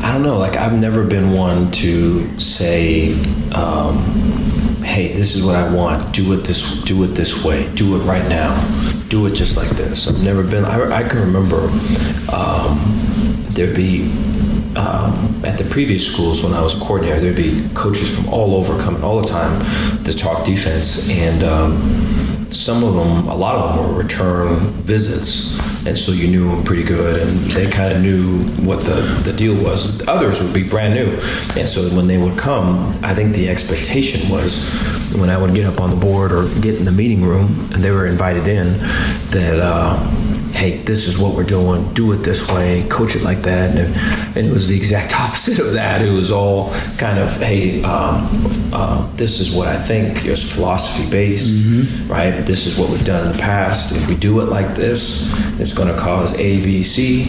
We could do it this other way. That would be D and F, right? And then what do you think? And all that. And so, and then kind of more of a facilitation as opposed to a lecture. And so I think coming out of that, they would go, I've never seen that, didn't expect that. And so that has always been my style. Now I think I look back at that now, from this seat today. A lot of those questions that I asked at that time, I knew the answers to, and asking the questions would invite growth with whoever you're working with, but it would also get you an inner working in terms of where they were at, where things for us really is at. You ask good questions, you can get those responses, and then it helped me kind of frame kind of the story behind the story of what's real. And so coming into this situation, there'd be times where I would really believe something, but I would put it in those terms. I would say, hey, this is what I think. What do you guys think? And I think whether it was COVID and attitudes that were diminished / aggravated / disturbed with just the lack of connection, lack of people, and all of it, or just way different personality set, right? There's probably both of those things in there. And so when I would ask a question, hey, what do you think? We really got it. And it was just way, and so nothing was really kind of, I think when I look back, when I was as a defensive coordinator, I had kind of a background, I had a lineage, I had all of this. As a head coach, I didn't have that. And I had guys that had been previous head coaches at times that had that, you know? And so I think coming back to it now, it was starting off with, hey, this is the one thing we're about, winning with character, better people make better players. This is how we're going to do it. These are things that are important to me. And I think kind of that the background was really last year, right? Here's what happens when we don't all abide by this one thing. Here's what happens when, you know, so we talk about like if you have words and you have actions, right, that don't equate. So you say something but you don't do it, that's an amateur. If you have words and actions but your thoughts don't equate with your words and your actions, that's an actor. And then if your words, actions, and thoughts are all aligned, right, now you're authentic. And I just feel like for me, I've always strived to be down that lane. And I think whenever you're trying to get people to believe in one thing and come together as a team, you're going to have the amateurs and you're going to have the actors, and you have to be able to build them up or get them out, you know. And so I think the strenuous, the pressure, the hard times with COVID really was, you know, I think actors can act when things are convenient. When things get rough, you know, things are exposed. And so I think going through all of that last year would really kind of give me an education on ways to communicate and what's needed now. And we've been operating that way ever since, really. You won a national championship. You have a resume that speaks for itself. Is it different when the wins and losses go next to your name? I don't really think of it that way. I think of it more of it's different when you want people to operate in a way that that is along your belief, that is in a way that highlights what you're about. So I give you this for instance, like if I'm not going to be someone that's, you know, I'm gonna bring up a bad call or a questionable call on a sideline, but I want to do it in such a way that I would say would try to be able to respond, that would try to align with class. If I'm going to talk or work through tough situations in that way, I would like for the team to follow along with that. I wouldn't want, here's someone handling stuff a certain way, and then here's the team, you know, acting a different way. So I would want that alignment. So for me, being in this seat is that you want the team to follow or be aligned with you in terms of your beliefs and in terms of how you see football being played, how you see the on and off the field connection being real. You want those things to be legitimate. And I think as coaches, really working to coach that aspect of it and be on the same page. And I think for players to, you know, we talked about, there was a time in the beginning of January we talked about a backwards bicycle. And so there's a video of a bicycle that was rigged where if you turn to the left, the handles, it went to the right, and if you turn the handles to the right, it went to the left. And I said, you know, we've been through this right here. This was 2020, right? We want people that are committed to this, committed to how we're doing it, committed to what we're about, right? We want guys that want to be a part of this, right? And so we've got to get used to this. And so like that from the beginning. So I think like whenever I look at last year, there was never a point really I felt I could say that, because I hadn't built the connection. And then also, right, I don't think you can really coach someone till you're willing to lose them. You know, you have to be willing to lose someone to really coach somebody, I feel. And so last year I didn't feel like I could lose anybody. I'm trying to keep everything together, you know. And so it's just it's much different now. But I think the lessons that are inherent in last year, for sure, are paying dividends now. You know, the players always want to play, and there's always the chatter, and there's whoever maybe. How do you know when someone's not happy? Is it body language? Is it how they produce or don't produce? Is it practice habits? How do you know if a player, unless they come to you or a coach goes, hey, Dave, you know, we got a problem here. I'm not saying a negative problem, but just kind of how do you know if he's full throttle with you? I think you said those are some good ones. I think it's a feel. I think you have to have. I don't think any of that's just in a vacuum.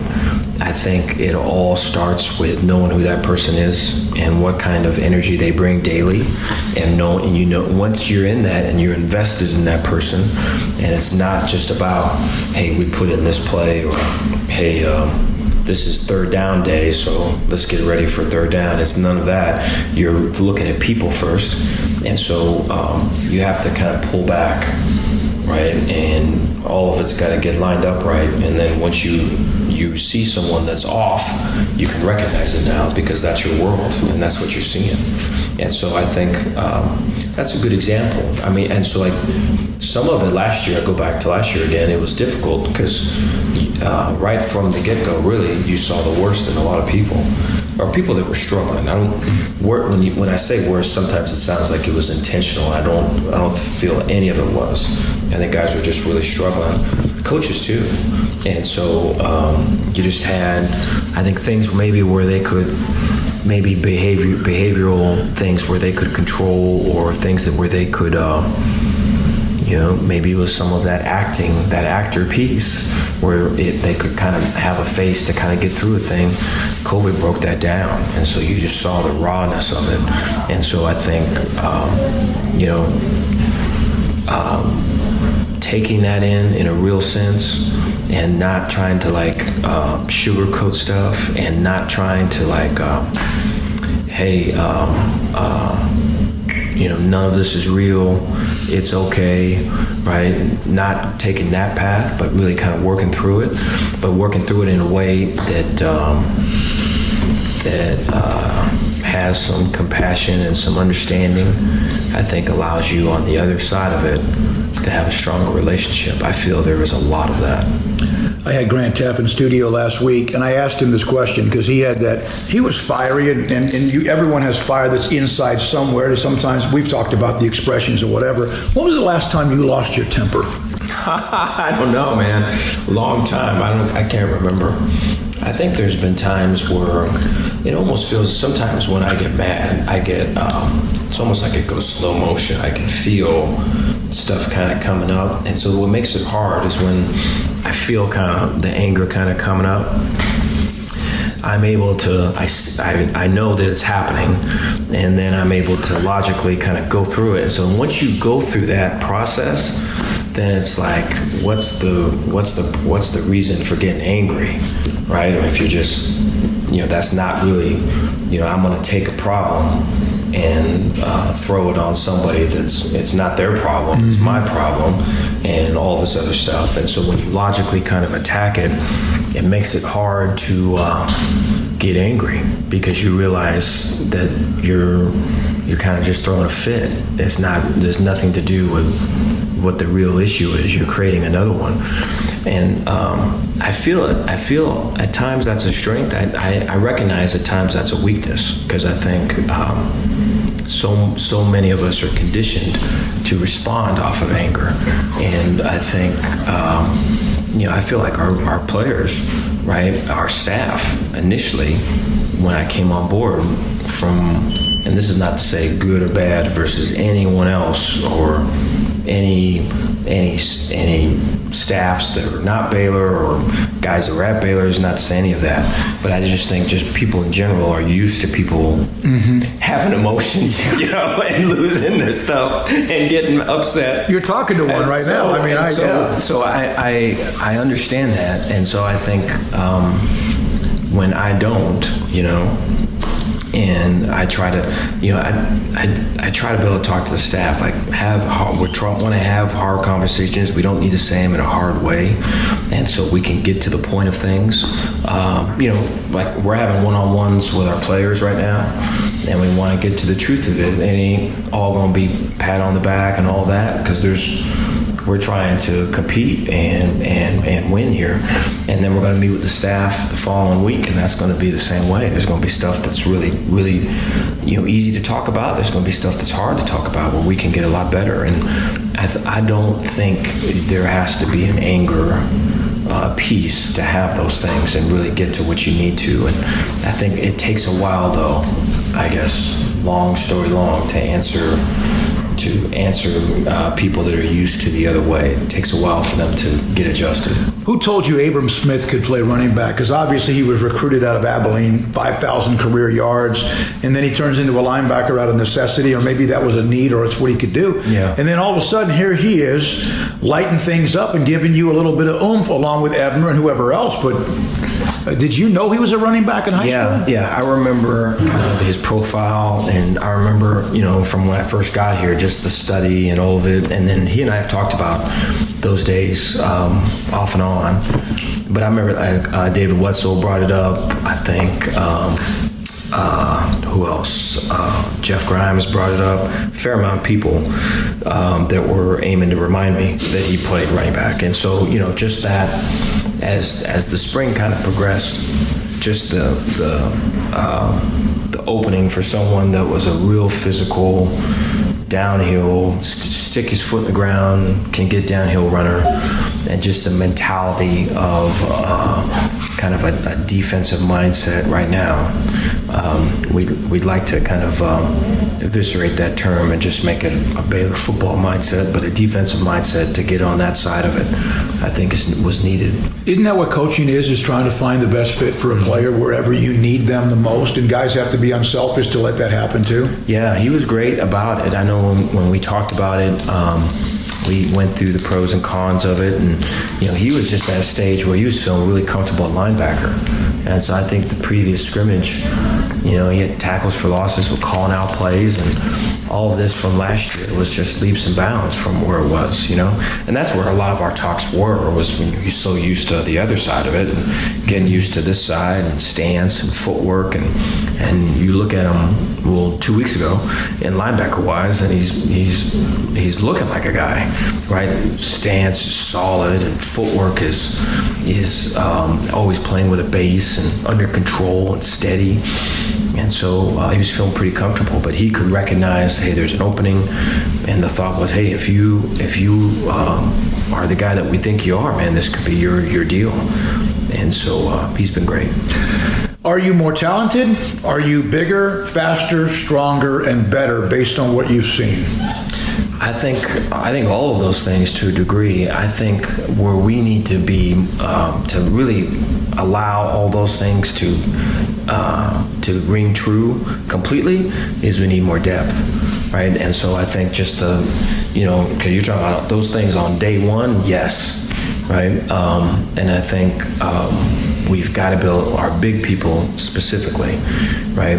D-line and offensive line. Offensive line, most specifically, we need to be able to have depth so that we can have competition, right? More completely than we are now, and then be able to withstand just the day-to-day of a spring ball or a fall camp. And so we're working to get that. We're not there yet. Apu said that when he played basketball when he was younger, so if you're a basketball coach, do you play him at post or point guard? I know. Yeah, so Apu just brings, that doesn't surprise me. So that he brings a flexibility and a quickness and a twitchiness that is a game changer for us. He's dynamic. It's really, because I'd always heard that he didn't have a motor that ran all the time. And I asked him that in the post practice or the scrimmage, and he said, yeah, that's something that his family has had to work on. You mentioned his personal growth. You see an improvement there with him becoming a young man, a responsible young man? Yes. So he's not where he needs to be now, but his day-to-day is improved from when I last knew him at the previous school. And then I think the way that he treats people, and I think this is what's so cool about being at Baylor, is just seeing the effect on people that are new to Baylor, and just seeing Apu just open up to people. And he's always been this way, but I think we've talked about actor and faces.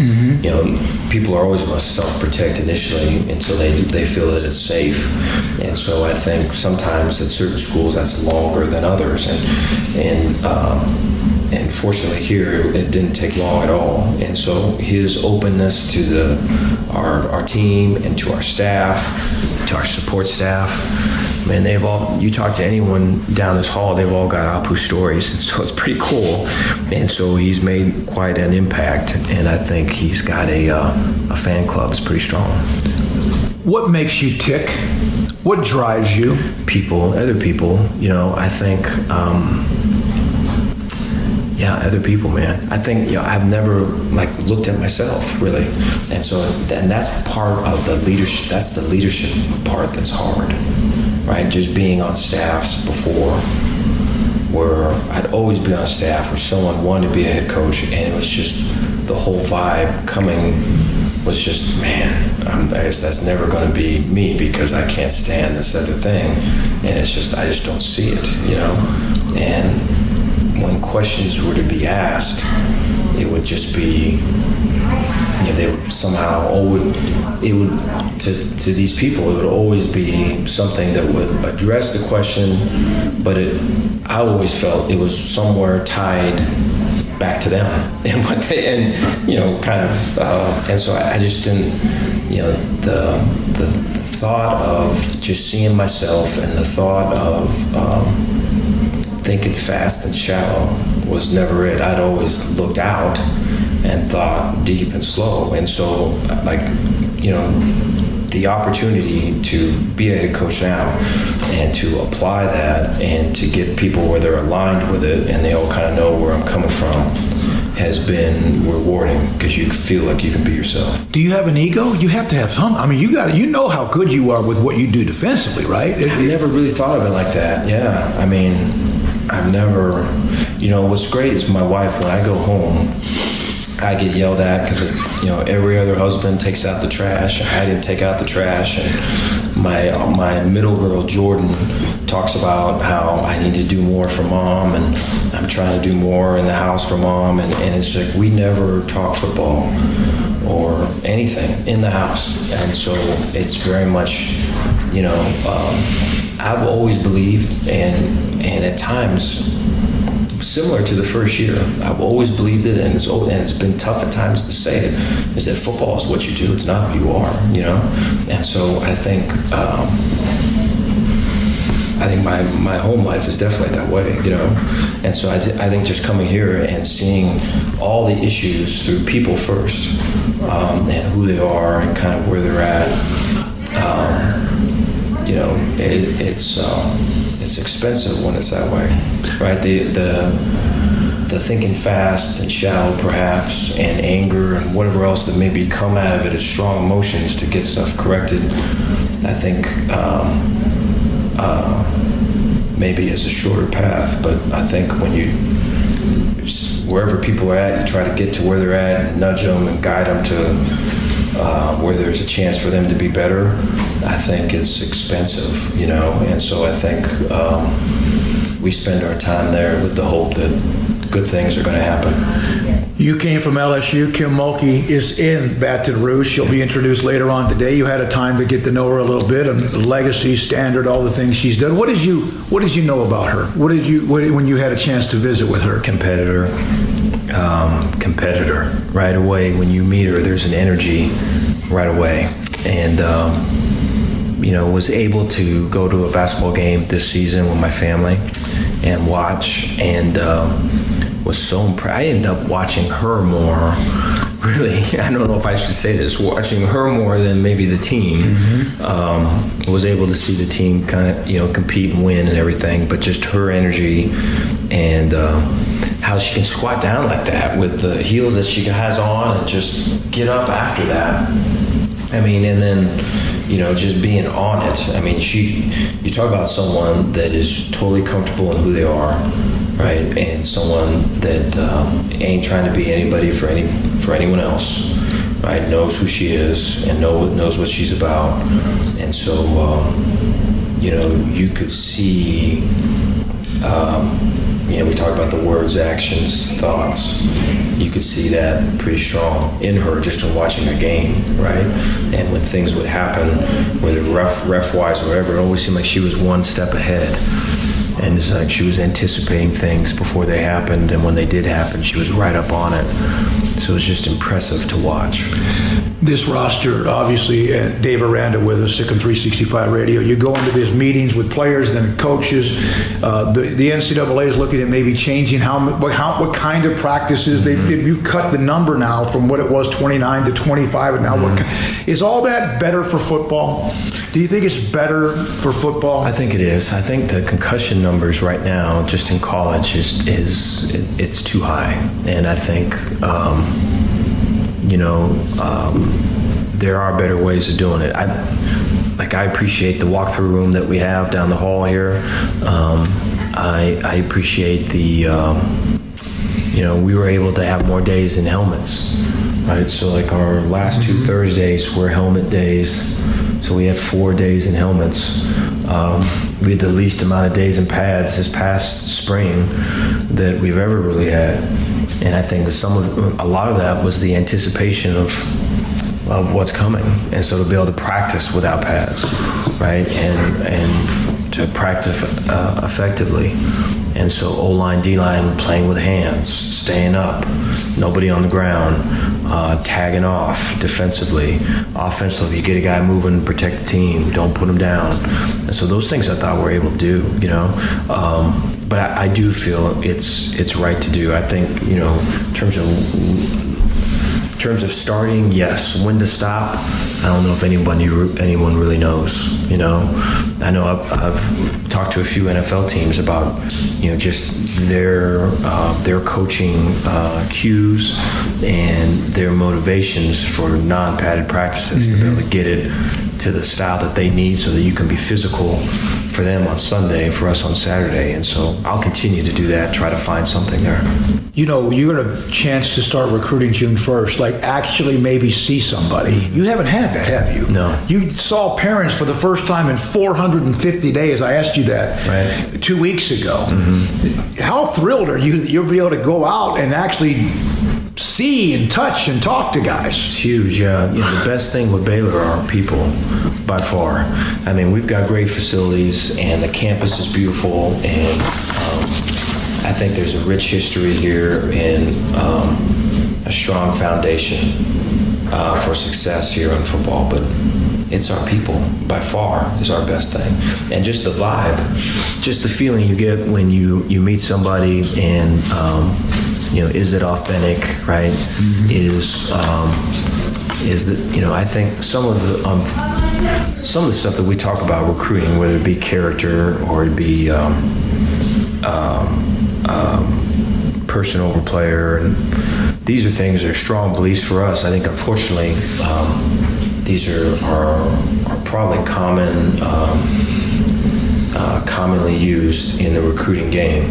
And so for us to be able to stand out, I think they feel that with FaceTime to a degree. And I think there are some guys that know some of our players, and so they'll reach out to our players, and our players will tell them no, this is real, and that. I think by far the best is for them to come and see it. Yeah. Right? And then it would just be a feel, and it would be a kind of a fog that's been lifted. And so I'm looking forward to that. Dave, last question. You and I've talked about the influence that some other coaches have had on you. Tony Dungy. We had Levy Smith on a couple of weeks ago with now the Texans and others that are like that. When someone doesn't think you're fired up, how wrong are they that maybe you can have your belly's burning, your heart's on fire, all that? What if someone doesn't think you care enough? And I'm not saying that's been said, but what do you say to them? No, I understand it, and I think, believe me, when the opportunity came to be a head coach, that was really, to be honest, one of the top 3 things I thought about, is that you have any form of adversity which you are walking right into, that it's gonna you're doubling down on your adversity just because of who you are, really. And so, that's a good question. I think for me, I remember at LSU and at Wisconsin and various spots coordinating. I would never lose myself on anyone during practices or games, and I would come up to them or they'd come up to me and I'd kind of talk to them one-on-one. And but to be honest, a lot of times I would just look at them and then they would know. And a lot of the communication was that. But then I can remember after that just being so exhausted, and I can remember just like having lost weight from a game, and I can just remember like sleeping forever, right? And my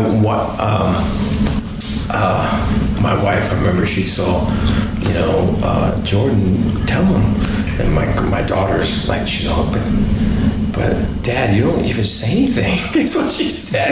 How are you sleeping? Where are you going after the game? Are you doing something? What are you doing? That's what they're asking, basically. And so I just, I think people process that stuff different. I think people are just built different.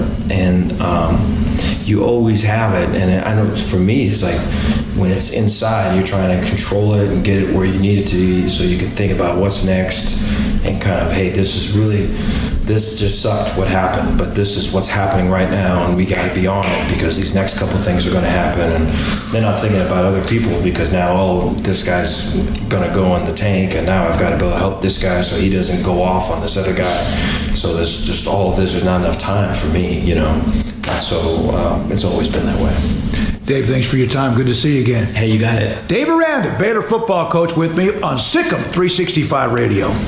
During that interview from Diane, appreciate the comment. What a great day to be able to hear this interview. No one can listen and not make comparisons. It's so evident why Mac hired this guy. This is from Diane on Dave Aranda.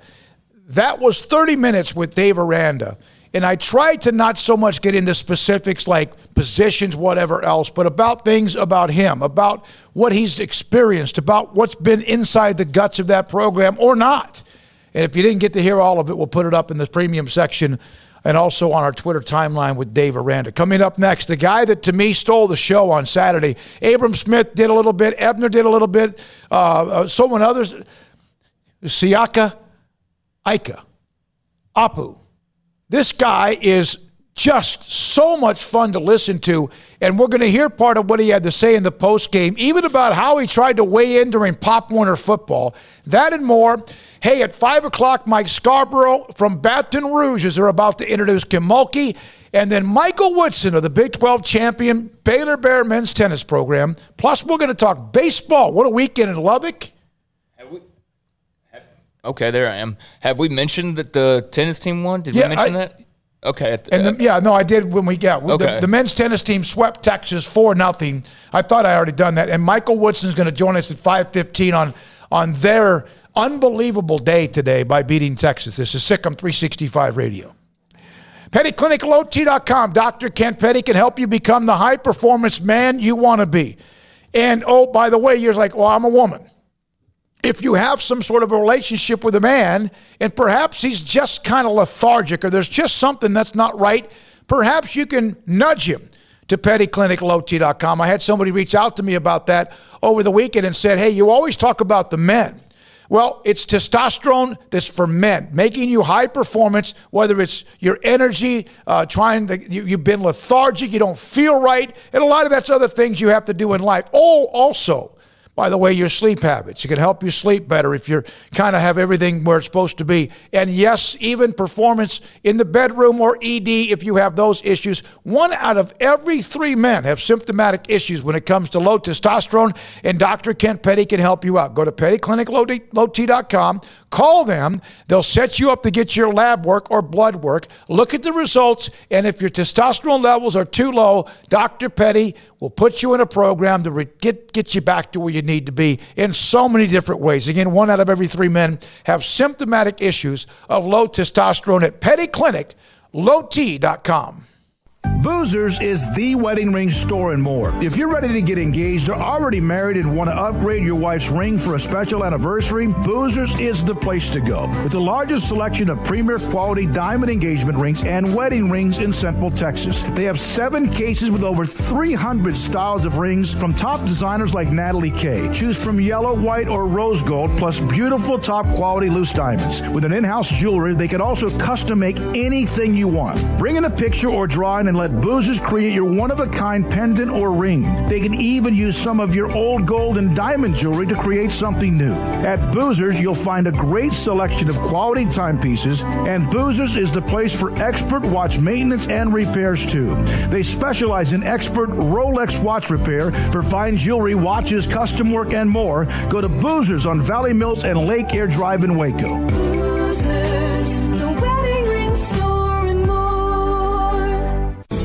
How can we help you? That's a question we ask every day at American Bank. Hi, I'm President and CEO Dana Hassel. Our commitment to our customers is what drives us. It's why we've invested in new branch buildings and technology like ITMs that let you speak to a teller face-to-face from your car.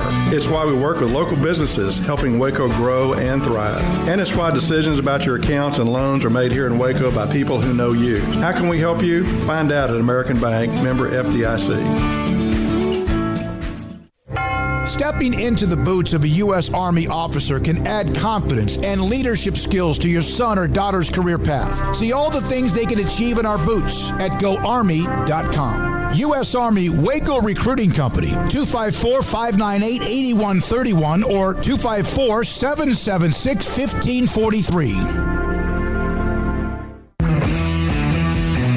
At Marco's Pizza, get craveable pizza made the Italian way with dough made from scratch, an original sauce recipe, 3 fresh signature cheeses, and premium toppings you love, served hot and safe. Right now, you can get unlimited medium one-topping pizzas for just $6.99 each. Why stop at just one? Order with your app or at marcos.com for curbside, carryout, or delivery today. Marco's, pizza lovers get it.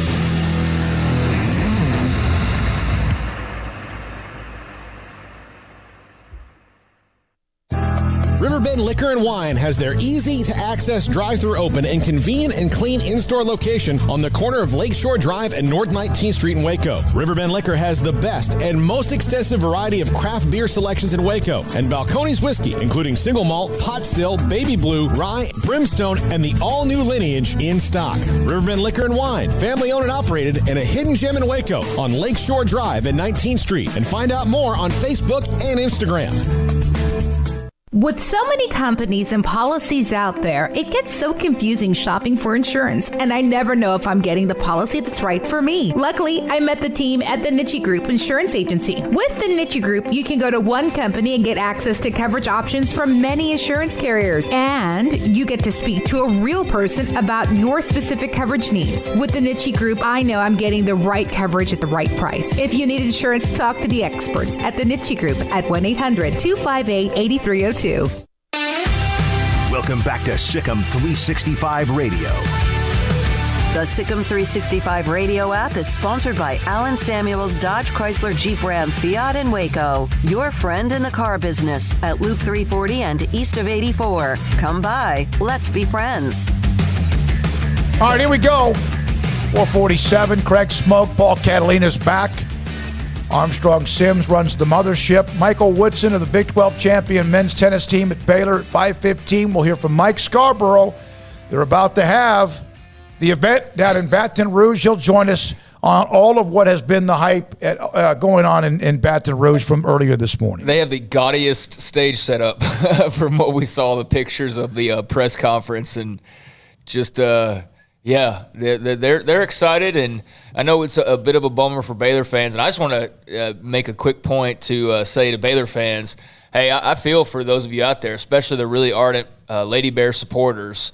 I know it's tough. You know, you got a lot of people saying, oh, who cares? You know, Mac will find a guy, or even some people saying, oh, it's just women's basketball, it loses money, or you have, you know, people saying all these different things. But I know this has been a tough couple of days for those tried and true Lady Bears fans. And I just, thinking about you guys, because I know it's tough to lose somebody that you really respect and care for and have followed and all of that. So, with all the mudslinging going on, fingers pointing and all that, just for those diehards out there, it'll get better. And I know it's kind of a rough time right now. Yeah, and some of you, we get it.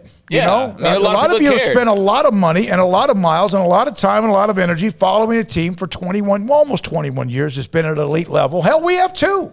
By the way, we traveled all over the country. Yeah. I've been to cities I never thought I would ever be at and spent a lot of time as well. And we did it because of the fact we knew that they were elite. And now we'll see if Mack Rhodes can help them try to stay at that level. I would never gotten to go to scenic Bowling Green, Ohio. I would never have known so much about Oklahoma City with like my 4 trips I miss there. Oklahoma City. That is the one place that I wish they would still host the women's tournament because I love Mickey Mantle's Steakhouse. And I just like the city, and it's pretty cool. And it was neat to go see, obviously, unfortunately, the museum of the Oklahoma City bombing. That's hard. If you ever go, but still, yeah, that's a must-do in Oklahoma City for sure. So thank you for a lot of you who have been on the text line today, including what we have that Armstrong, Craig, and Paul kept from me, the YouTube chat, and that thing's been blowing up throughout the day, and it did for up-tempo throughout the day as well.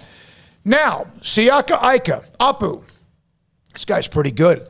3 interceptions, could have been 4. Zeno threw 2 early. He threw the nice touchdown pass to RJ at the end of the game. And then who was it? Shapen throw a pick as well. Yeah. And Zeno could have thrown a 3rd one. But, these guys are all different. They're all different. You almost wish like you could mesh them all together.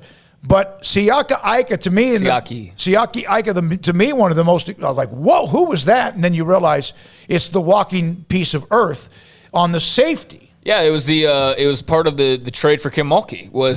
Baylor got Dave Aranda and like a player to be named majority later. of the coaching staff and a player to be named later, which was Siaki Ika. And little did we know that LSU was going to get Kim Mulkey in return. Yeah. But he's the plug in the middle. He's the difference maker. He's the guy that could actually make this defense even better than it was last year, and it was pretty good last year. And the best part I think is that he's not some grad transfer. He could actually play for a couple more years in Waco, which is really nice to think about because he wasn't some senior just, looking for one more year.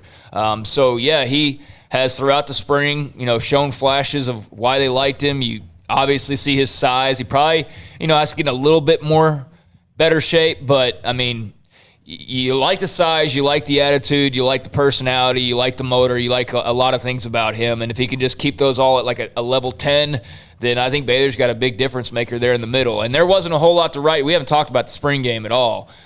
There wasn't a whole lot to write about offensively, but I'm sure we'll get to that at another point. But for sure, one of the highlights this spring has been Siaki Ika. So we've spent a lot of time today, obviously, on the Kim Mulkey to LSU story. A lot of you have given us great feedback. Nina Davis, I thought that was about as well-rounded about many things of what she felt about Kim, but she still has her loyalty to Baylor, and also the fact that she never felt ever that Baylor was not committed to women's basketball. That's something that some of you may need to hear. That doesn't mean I didn't know what she was going to say. But here's Siaki Ika, and to me, the best part of this is what happened when he goes to weigh in for youth football, in my opinion. Here's part of what he said on Saturday following Baylor's spring game. Yeah, looks like you're making the adjustment here pretty well. How has that gone? It's been great, actually. It went better than I thought. It was a pretty smooth transition. I was football-wise, I was familiar with the system. I felt like I fit in, and with the guys, they welcomed me with open arms. Some easy dudes to get used to, get comfortable with. So it's been easy. I love it so far. How much of an attraction was that? I mean, Coach Aranda's here, Coach Johnson's here. How much of an attraction was that for you to come here with those guys here? It was probably the biggest. When I was in the portal and deciding where I wanted to go, I knew I wanted to go somewhere where I fit best. And considering Aranda and Coach Johnson recruited me out of high school, and I played in the system, and I felt like I fit well. It felt like it was just meant to be, and it all worked out. But why does this defense fit you, do you think? Well, I like to think of myself as a true nose, and then Aranda and Coach Johnson emphasize how important the nose's role is in the 3-4 defense. And they stressed to me how last year you know, they had dudes like J.D and Josh who were able to fill in, but, you know, not knowing that's like a true, I'm almost 100 pounds heavier than those guys, so that kind of helps at being a nose. But having said that, Apu, could you help people understand, you know, they might say, well, what's the difference between playing as a 1 or a 2 just inside and the difference between playing that true nose over the center? What do you feel like, you know, lining straight up over the center brings different wise than as opposed to just any other kind of defensive lineman that might be in the middle of the offensive line? Well, you know, being a true nose, you're in the middle of the defense. Your job is to make sure you eat up 2 blocks. If possible, you open up things for the linebackers. You know, pretty much a space eater, you know, but I like to kind of be a space eater, but, you know, still shut off and make plays. But I think, you know, that's what being a nose is in the 3-4 being all about, is just being stout in the middle, not being able to be moved, you know, not being able to have the O-lineman have movement, open up gaps for the cutbacks and stuff like that. So, yeah. A lot of times, in your position, it's hard to keep that motor running because you're so big and the number of plays. But your motor seems to never stop. Where did that come from?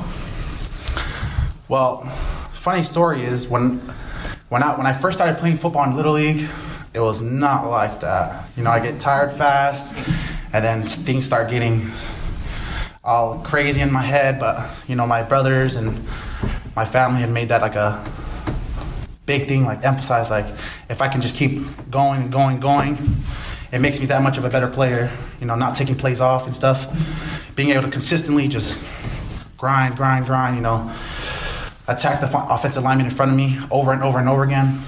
That makes, you know, a player that much better. So how big were you in Little League? Pretty big.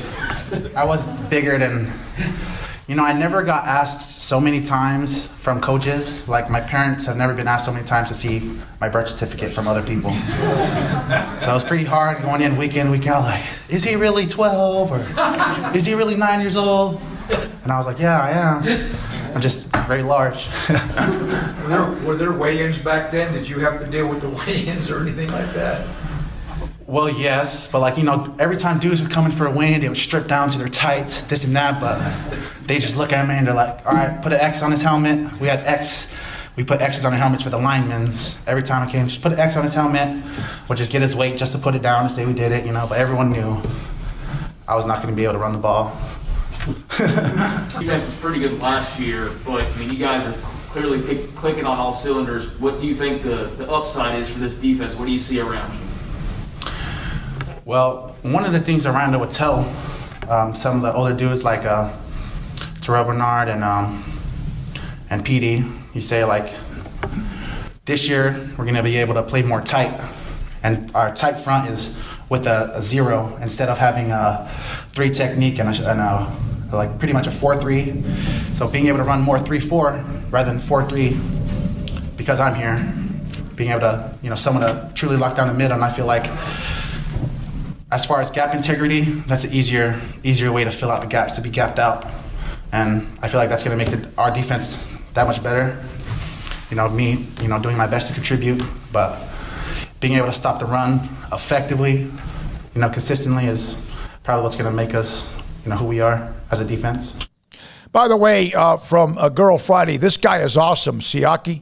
Love how he interviews with the media. I thought he was incredibly transparent and personable and very much forthcoming to a lot of things that he still has to get better at. And you can tell that Dave Aranda really loves having him around. Yeah, he does. The comments that he's made. And I asked Dave about him in that interview we had earlier today, the one-on-one that's up on the site now, about when he said something about needs to still get better with his personal growth. And that's really about fitting in with teammates and others. And Baylor's allowed that to be a lot easier for him than it was at LSU. All right, coming up next, we're going to hear from Mike Scarborough from Tiger Bait. They're about to introduce Kim Mulkey, his thoughts about the hype machine.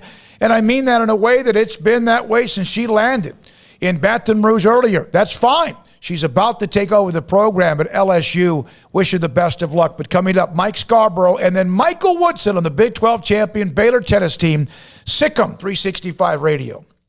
Ram Truck Month continues in April at Allen Samuels Dodge Chrysler Jeep Ram Fiat. Three-peat Motor Trend Truck of the Year. Top safety pick for trucks named in 2021. 2021, new Ram 1500 Crew Cab Lone Star, total values of $5,500 or 0% for 84 months. The Jeep Celebration Event. Most decorated SUVs available. Jeep Built Tough. The 2021 Jeep Renegade Latitude. Values of $5,250, 0% for 84 months. Same thing as far as the months and 0% financing on the 2021 Jeep Renegade Latitude.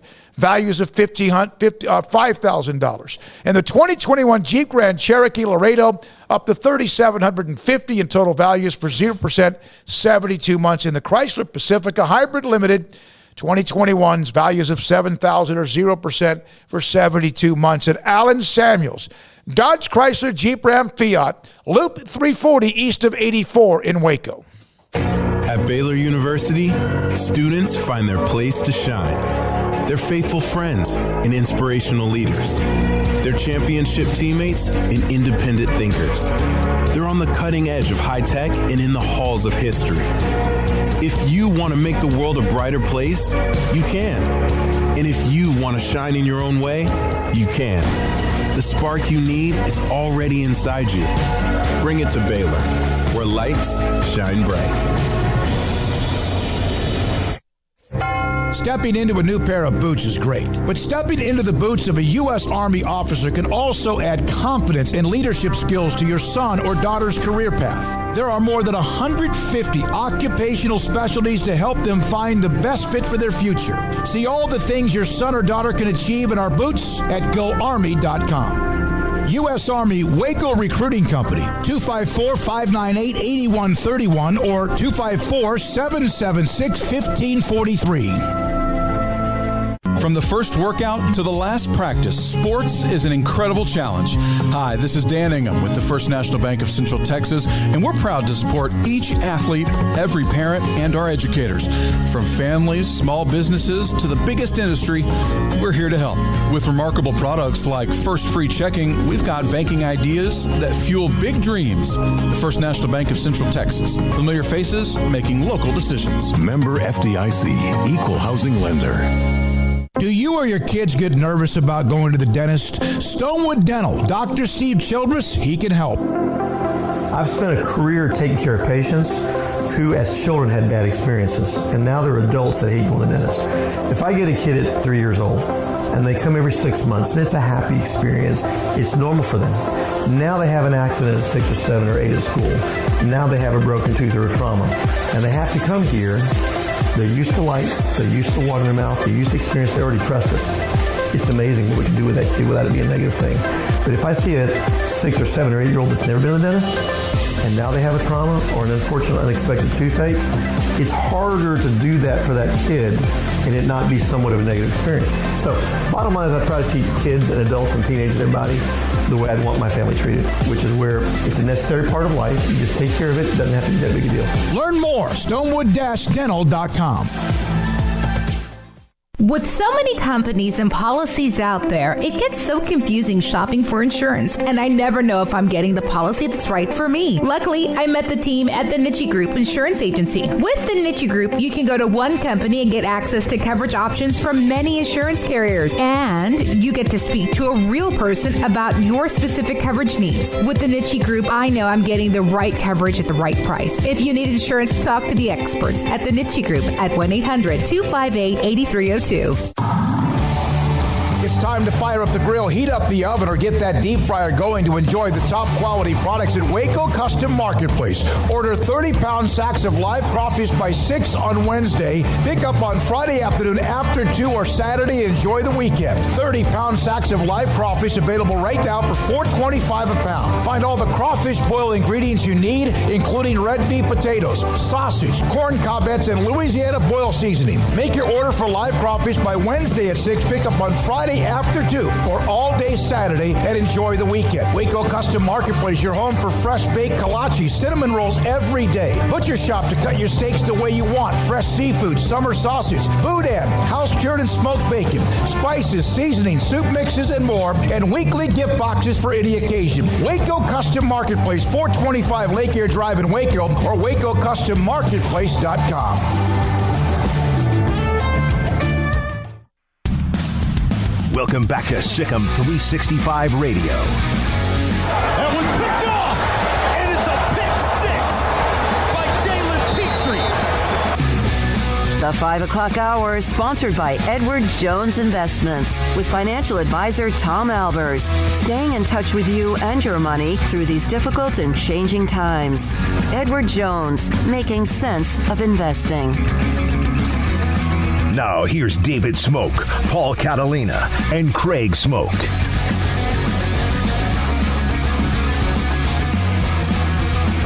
Mike Scarborough, owner, publisher, recruiting analyst for TigerBait.com, number one source for sports in Louisiana and LSU. And Mike and I have talked numerous times, including a lengthy podcast last night on this Kim Mulkey story that started percolating about a week and a half ago. And Mike, I guess it all worked out for Kim. It all worked out for LSU, and she arrived. Everyone's been able to kind of, in a so-called way, welcome, kiss the ring. And I know there's going to be a press conference at 5. What's it like today in Baton Rouge? Yeah, I went to the airport and I was there. It's the first time I've ever done that. And, we've had that in the past, and usually the TV stations do it, but I went for this one. Of course, they had the LSU jet with the LSU on the tail. They rolled out a purple carpet. I'm sure you all have seen the photos. And it was a heck of a thing. I got there early. Paul Maneri was the first one I saw, the baseball coach. They had 2 big Mercedes vans with LSU logos on them, and the fanfare is unbelievable. I looked at the women's basketball site Twitter account last night, and I had more Twitter followers than the LSU women's basketball Twitter handle did, and now I don't. That's how quickly they've added all these new people interested. I've had several people tell me they're already buying women's basketball tickets. So it looks like it's going to pay dividends, and we're going to see what kind of fiesta or how festive the PMAC is going to be when she stands in front of a crowd at 5 o'clock, and we'll see what kind of crowd it's going to be. But it's open to the public, so she's going to have the biggest introduction of any coach in LSU history. They've all been on the 5th floor of the athletic building, which that room doesn't exist anymore. Will Wade was in his student union, which was pretty neat, but not maybe there was a few hundred or so there. Woodward had a pretty decent deal, but by far, she's going to have the biggest deal we'll have ever seen. Mike, as you and I talked about this over the last few days, we discussed LSU needing some sort of like an inoculation, to kind of give them a little bit of a boost with some things that have gone on with the football team and even the men's basketball program. And even though you knew it would be a big deal because she's, as I even had someone tell me, Louisiana's golden child, did you ever expect this kind of hype? No, and people, I've had people kind of kid me because my whole front page of the site has been Mulkey since last Tuesday, and it's still like that. And I'm working up a men's basketball recruiting update to try and break it up a little bit. But what's shocking to me is the football heads, and that's my audience. None of them have complained. They're all bought in. They understand it. They get it. They're excited. You look at the comments on when I went live on Facebook Live from the airport this morning, and it's a common, comments you'll see every half dozen comments or so. I can't believe I'm this excited about a women's basketball coach, and they know what a big deal it is because she is a rock star in women's basketball. They get that she's going into the Naismith Hall of Fame in a few weeks, and what she's done at Baylor, and of course, and if you're of a certain age, you know what she did at Hammond and in Louisiana Tech. So she's getting it all. And and of course, she's already got the few quotables. We're getting a kick out of her greeting Ed Orgeron, and he says, "Yes, ma'am." She goes, "Don't you, ma'am, me? You're older than me, So I thought that was funny, but that's her folks. That's her folksy way. Yeah, she'll know exactly what to do and how to do it, and at that what you say press conference, it'll be like a pep rally as well. She will have them, no question, just drooling with what she can. Mike, what does this mean to LSU? Well, you touched on something, and to get back to what it means to them, you talk about the inoculation with all the Title IX issues. That was one of the first things that I thought about, over a week ago when, of course, initially I said, that's not going to happen, but then early, Tuesday or so last week, I was like, something's happening here. So I immediately thought of that as well, that with all the issues, the USA Today stuff, that this is a boost. But then at the same time, I watched last night. You had a couple of professors of the woke persuasion, getting after spending $3 million on a woman's coach, and they even dredged up an SI article with her defending Baylor in 2017. Of course, this particular political mass communication journalism professor is known for doing that, complaining about salaries. And he had a tweet where he said, this is Bob Mann, by the way. He says that tomorrow all of the professors and teachers on campus will be reminded of how, basically what the university's priorities are. And so you'll get that today as well. But those kind of guys don't realize what a boon coaches like her and what Nick Saban did at Alabama to their enrollment and their endowment and the millions and closing on probably $1 billion that he's brought into Alabama's coffers. It's the front porch of your university. Mike Scarborough, Tiger Bait. He knows LSU better than anybody. Mike, thanks for your time. SicEm365 Radio. All right, when we come back, we're going to hear from Michael Woodson, the head coach. He will be soon no longer interim, you would think. Mac even discussed that about a week ago as they win the Big 12 Tournament Championship with a sweep of Texas earlier today. Here in Waco, Michael Woodson is next. Waco Custom Marketplace, the value beef case. Fajitas, $4.50 a pound. Short ribs, $2.99 a pound. T-bone steaks and ribeye steaks at $4.99 a pound. And neck bones for $2.99 a pound. And also the 7 steak, $3 per pound. And that's just what they have in the value beef case in the butcher shop. The bakery with fresh baked bread and kolaches every morning. The butcher shop where you can get customized steaks cut. In fact, I turned my order in this morning to go by at some point this week to get those big, thick bone-in ribeyes. Big, thick bacon wrap fillets, and also regular ribeyes. Also, if you want a slab of bacon, they got different types of, some of it like a peppercorn bacon that's so delicious. Seafood, pork, and poultry as well. And you have until 6 o'clock Wednesday to order your live crawfish bags. 30-pound sacks of live crawfish for $4.25 a pound. Order by 6 Wednesday. Pick up after 2 Friday or anytime they're open on Saturday. They are a go-to place at 425 Lake Air Drive at WacoCustomMarketplace.com. With more than 160,000 alumni worldwide and counting, the Baylor family is growing. And through the university's expanded Baylor alumni program, the family is growing closer. With hundreds of local volunteers planning events in cities and towns around the country, you can gather with fellow Bears no matter where you are. So, get connected, get something started, get involved, and make plans to get together with Baylor alumni. Visit us at baylor.edu/alumni.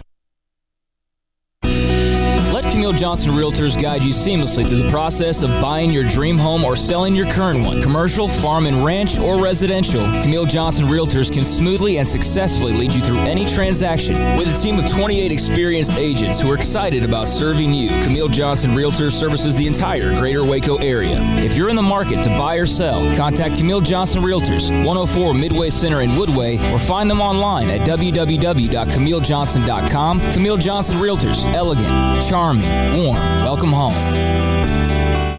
One size fits all. That may be all right for an adjustable belt or cheap sunglasses, but when it comes to your financial needs, no one wants a one-size-fits-all strategy. Ben Erlinson, your Edward Jones financial advisor, knows that his most important goals are yours. That's why he takes the time to understand your needs, knowing you. That's how Edward Jones makes sense of investing. Ben Erlinson, 100 North 6th Street in Waco, 254-759-8533. Edward Jones, member SIPC.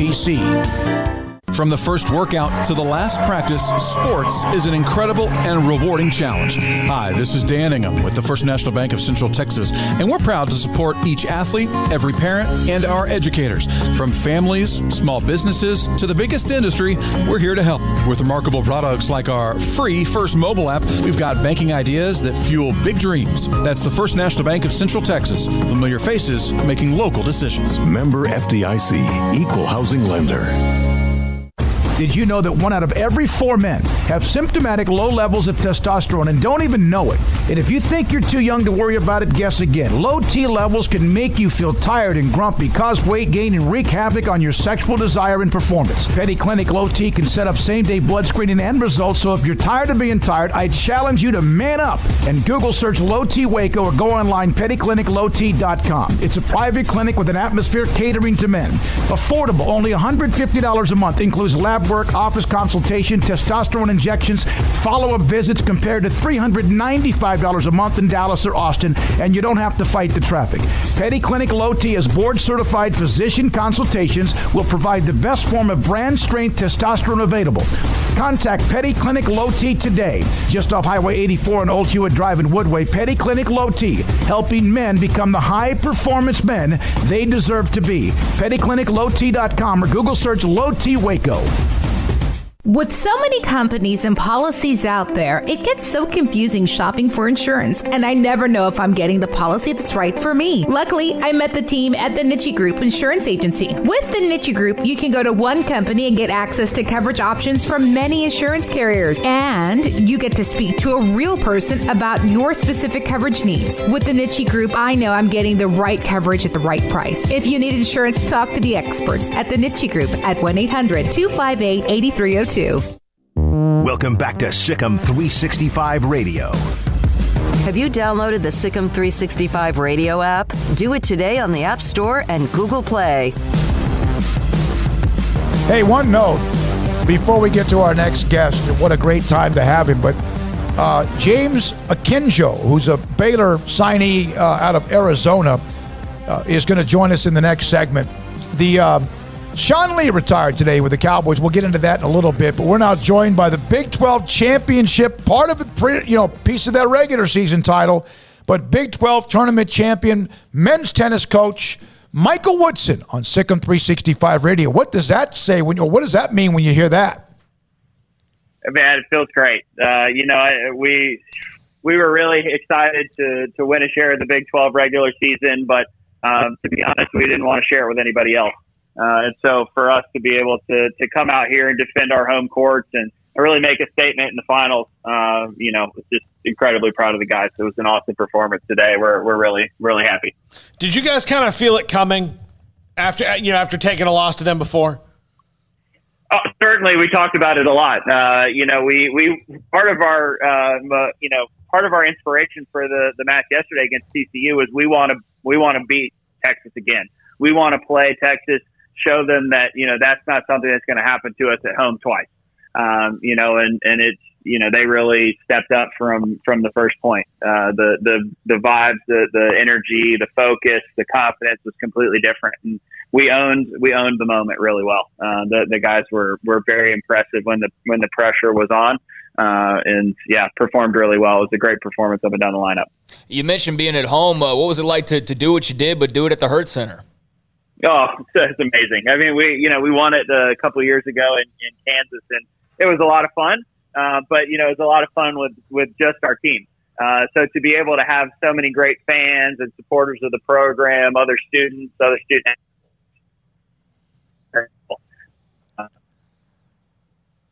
in. Everybody's so happy. The support was amazing. So it makes it that much better.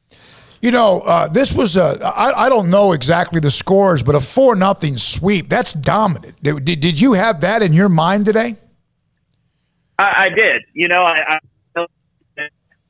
we could come in the doubles and send a message early that we had several points where we could just roll over them and really surprise them. With just the energy and the competitiveness and get the crowd behind us. And we've played them 3 times before with probably a total of 30 fans. 2 times there were no fans. And then the last time we played indoors, it wasn't that many people. So it was basically a neutral site. So to have the crowd behind us and have the guys just hungry. I mean, the last few matches, we've just been hungrier than we have ever been before. And the guys are just coming together so well that I felt like, we certainly have it in us. And if they channel that, then we're capable of anything. What's the key to building that kind of in-match momentum off of everybody, drafting off of each other, how well they're doing in their own individual match? It's so interesting because you look up and down and you can just tell that one doubles match affects the other and one singles match affects the other, or one side, just the energy that's coming off. And if guys do their jobs, they're not looking at the scoreboard. They're not really looking around, but they can hear it. And they can hear guys yelling from court to court, guys off the court cheering for them, saying positive. That if you feel like the team is winning, regardless of what the scores are, you do better. You are a little bit more relaxed. You build the momentum, and the opposite can happen if you're on the other side of that. And I felt like that really happened today, where guys were just putting a lot of pressure on the Texas guys, and even though some of the scores were close throughout the first set, it felt like we were winning on every court. And then it just started all our way, in a lot of those sets. Michael, you may not know this, but I recorded an interview with you. Well, you remember this too. Well, you might try to forget it, but 2 weeks ago I recorded an interview with you, and I asked you about the interim tag, and that's part of the process and the timeline. And we had Mac on the next week, and is that? He wondered if Michael was the one that asked the question. He goes, I think Michael maybe put you up to asking that question, but you obviously got a piece of the regular season title, and then you win the Big 12 tournament title. So I'm just going to call you the head coach. I'm not using interim anymore. I'll tell Mac you and I said that, okay? Sounds good to me. That's funny. He said, Michael talk to you. A little sense of humor. He needs that right now. Of course he does. How important was today? A lot of going on. I mean, the spring football, a lot of things are wrapping up, and you know all the stories that are going on right now. How important do you think it was to give Baylor a pick-me-up?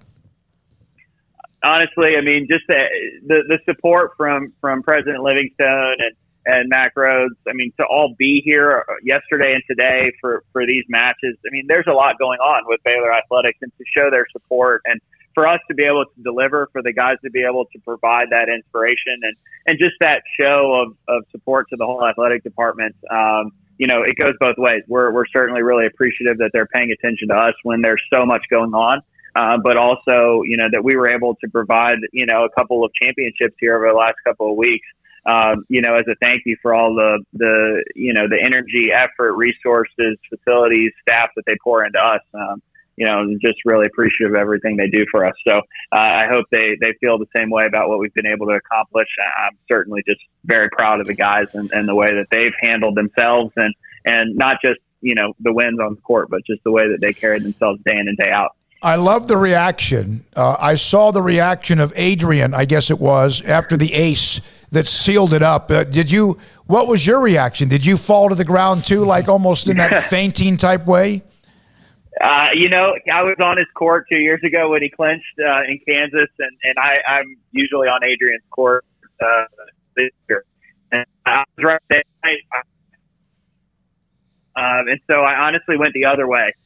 He fell to the ground, and I just walked over and hugged a couple of the guys, Spencer and Sven, and our one of our assistants, George, and then just congratulated the Texas coach on a good tournament and wished them luck, and just kind of let the guys have their moment. And as I was doing that, Spencer grabbed me and gave me a huge hug, and then George picked me up. So I felt like I was trying to remain calm and let the guys celebrate, but they dragged me into it, which was awesome. Of course, I'm just thrilled for them and excited that they had this opportunity. I know that sometimes, in basketball, you win conference tournaments to get to the tournament, solidify a tournament, or sometimes validate what you did in the regular season, and that's what you've done.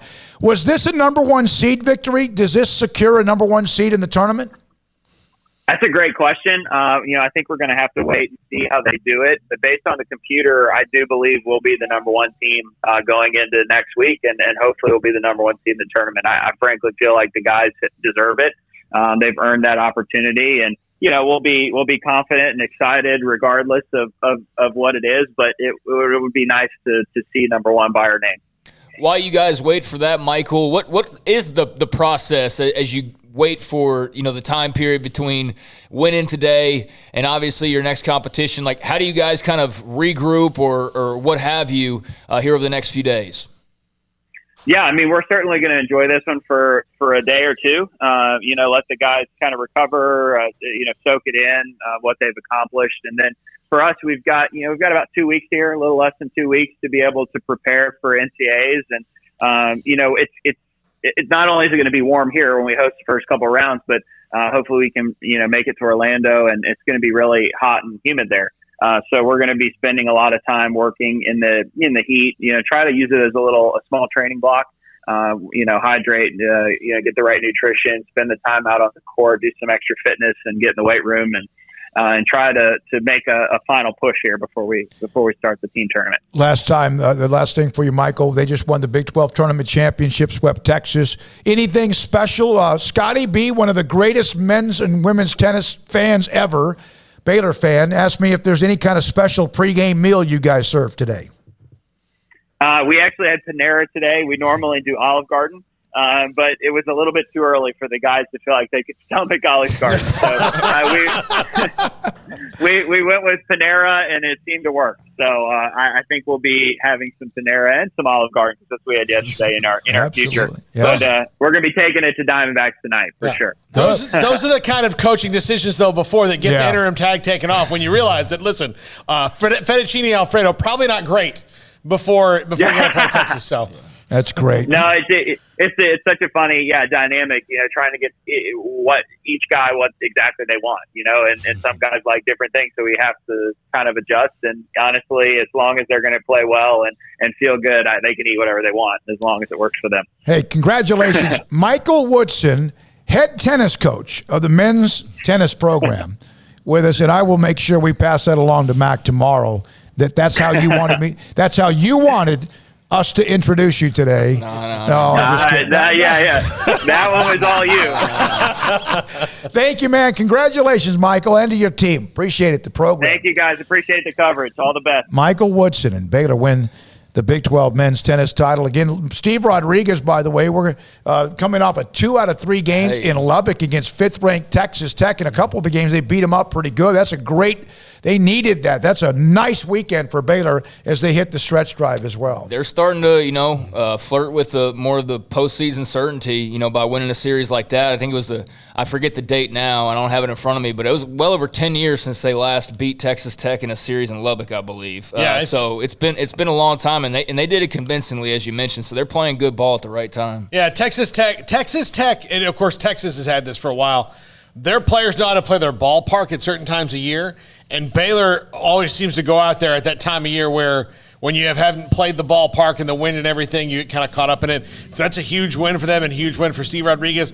The team was playing – they've had stretches of good and then like what's going on. But their RPI right now I think is 30 or whatever it is now. I don't know if it's RPI, but like it's RPI. They're 31st now. So that's really good for them, and that continues to go up. And they've got some talent on that team, and hopefully they can be consistent down the stretch here. All right, a couple of notes. Kim Mulkey in that press conference introduced it in Baton Rouge. One of the quotes, this is from Jacques Doucette. Look at those banners, Final Four, Final Four, Final Four. Nowhere on there does it say national championship, bangs the podium. That's what I got to do, and that's, of course, why LSU brought her to Baton Rouge. You know what her first words apparently were? And I would have to rewatch the press conference, which I'm not going to do. I'm going to tell you right now I'm not going to listen to it. But apparently her first words was she got up on the podium and said, I'm going to take this damn mask off because I have a lot to say. First of all, Kramer's mom has come home. So that was how she started off her her press conference also said it took a 10-minute phone call to make the decision to leave Baylor, and that that 10-minute phone call with Scott Woodward, the LSU AD, convinced her to come home to LSU or come to LSU. And she said, and you know, I think there is some accuracy to this, but I also know it's what every single coach says when they take a new job, is this is the only place I would ever have left my last place I was at for. And I think she's probably meaning that, but at the same time, that is what every single coach says when they leave somewhere to go somewhere else. This is the only place I would have gone, right? So, yeah, that was kind of how she kicked it off, said she, you don't forget where you came from, all that kind of jazz. But, yeah, she started off with, I'm going to take this damn mask off because I've got a lot to say. So that's not surprising at all. That's how she kind of started things off. Yeah, put a little ledger for all those kind of comments that are still to come, and good for LSU and good for Kim Mulkey. We wish you the absolute best. Baylor men's basketball got a commitment from James Akinjo. He's got a story to tell. He came from a tough upbringing in Oakland, California. He's now part of the Baylor Bears. He needs to file a waiver to be able to play upcoming season. We'll talk more about Kim Mulkey as well, take more of your text again. But coming up, James Akinjo from Arizona headed to Baylor, the latest for Scott Drew and company, and this is SicEm365 Radio. One size fits all. That may be all right for an adjustable belt or cheap sunglasses, but when it comes to your financial needs, no one wants a one-size-fits-all strategy. Cam Heathcott, your Edward Jones financial advisor, knows that his most important goals are yours. That's why he takes the time to understand your needs, knowing you. That's how Edward Jones makes sense of investing. Cam Heathcott, covering Conroe and Houston, 936-756-7717 or cam.heathcott@edwardjones.com. Edward Jones, member SIPC.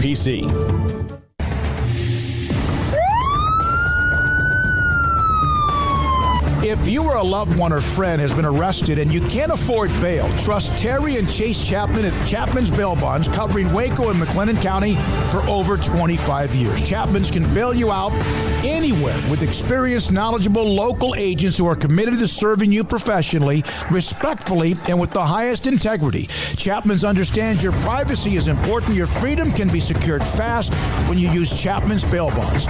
Open 24 hours a day. Payment arrangements available. Call Chapman's Bail Bonds. When you need help, 254-754-1603. When you ring, we'll spring. Riverbend Liquor and Wine has their easy-to-access drive-thru open and convenient and clean in-store location on the corner of Lakeshore Drive and North 19th Street in Waco. Riverbend Liquor has the best and most extensive variety of craft beer selections in Waco, and Balcones Whiskey, including single malt, pot still, baby blue, rye, brimstone, and the all-new lineage in stock. Riverbend Liquor and Wine, family-owned and operated, and a hidden gem in Waco on Lakeshore Drive and 19th Street. And find out more on Facebook and Instagram. Southwest Sports Medicine and Orthopedics, the team physician of Baylor Athletics. Our doctors specialize in the diagnosis and treatment of any and all sports-related injuries. Celebrating over a decade of service in Central Texas, our doctors are equipped to handle a wide range of issues, whether it's your foot or ankle, orthopedic spine care, your hand or wrist, knee and shoulder pain, or if you're in need of our arthritis or total joint clinic. Come see us at the new Baylor Scott and White Ted and Sue Getterman Sports and Orthopedic Center. Trust the doctors at Baylor Trust, Southwest Sports Medicine and Orthopedics. Our goal is to get you back in the game. At Marco's Pizza, get craveable pizza made the Italian way with dough made from scratch, an original sauce recipe, 3 fresh signature cheeses, and premium toppings you love, served hot and safe. Right now, you can get unlimited medium one-topping pizzas for just $6.99 each. Why stop at just one? Order with your app or at marcos.com for curbside, carryout, or delivery today. Marco's, pizza lovers get it.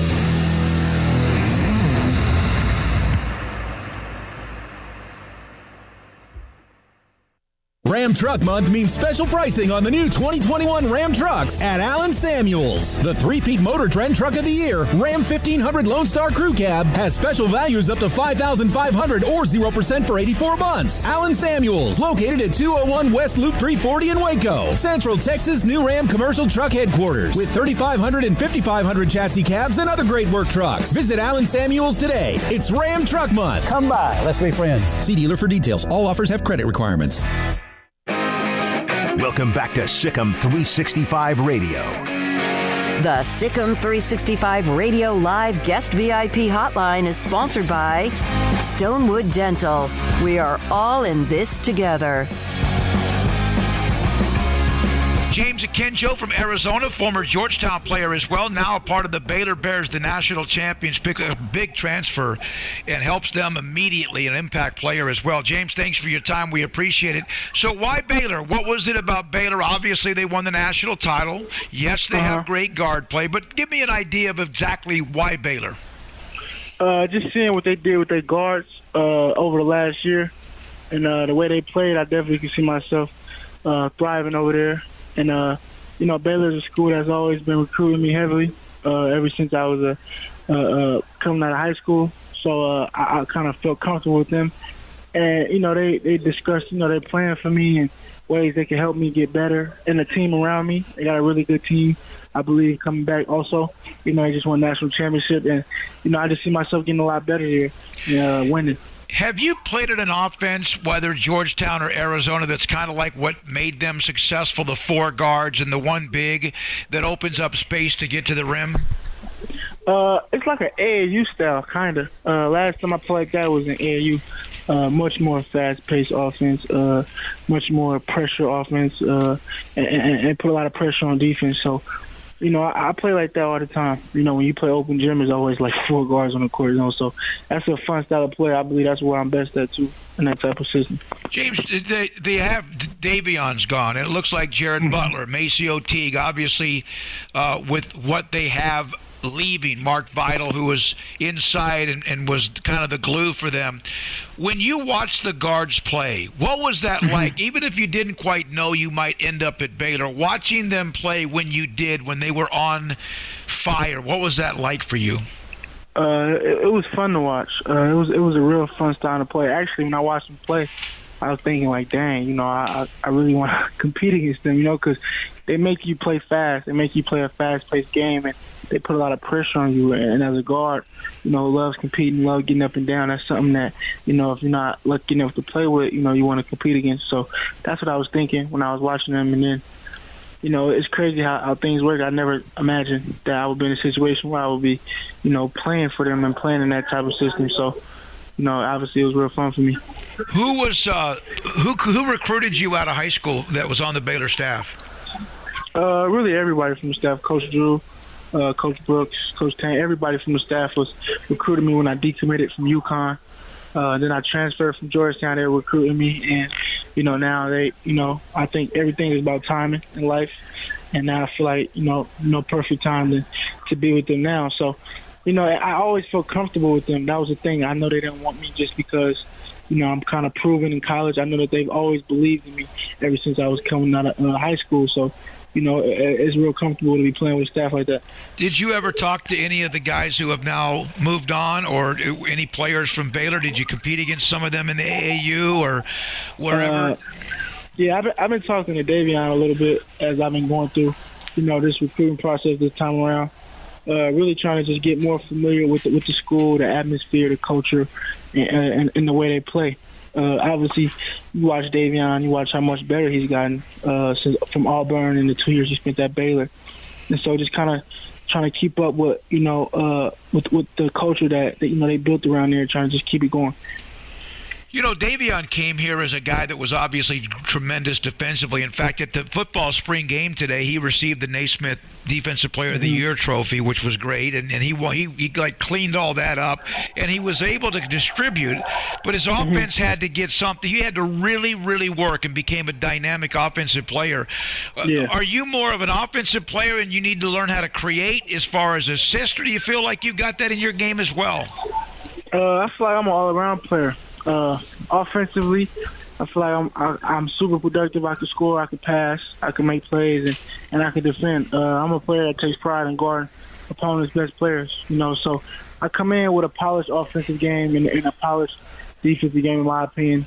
I feel like with the team I have around me and the players that I'm going to be playing with, it's going to be real fun to play, take a lot of pressure off me, and allow me to just play the way I'm most comfortable playing. Now, what's the status of when you sign, of when you can be cleared to make sure you're eligible for the upcoming season? Have you heard anything new about that? Yeah, I got to finish up the semester with Arizona. And right now, that's all I'm focusing on is finishing strong in school. My last final with Arizona will be May 10th. So after that, then I'll put all my focus on to signing and getting up there on campus as soon as I can. And everything good with your academics? Yeah, everything's all good with that. Okay. Now, I would ask you this. Obviously, James, I would ask you about where did you get your toughness? Where did you get your competitiveness? But obviously, a lot of it came from where you were born and what you know, had to deal with when you were growing up. It was a tough time for you. A lot of things went wrong against you and your family, your mother. And, I mean, it was awful. Grandma, all these things that went around while you grew up, and you survived, and you got through it. Is that where it all started for you? Yeah. I mean, you know, my toughness is kind of came from, like you said, you know, my environment and where I grown up. You can't be soft, you know, growing up in Oakland and the places that I, you know, kind of grew up in. But I feel like that don't define me. It's like when you watch me play, it's more of my game that stands out, my ability to play. More than, you know, my toughness. I feel like that's just a plus. You know, I feel like a lot of people try to define me as just like a tough, hard-nosed, you know what I'm saying? But when you watch me play, it's more of a, you know, that kid can really play. If you don't mind me asking, how hard is it to get out of Oakland, California? I mean, it's hard. I'm not even going to sugarcoat it or nothing like that. I mean, it's hard because, you know, it's not one of them cities that, like New York or something like that. It's just like a basketball, like everything's basketball. I feel like it's real fast paced, and there's a lot more things going on outside of basketball. So it takes, you know, a really good family, a lot of help from the neighborhood to really just stay focused on just basketball.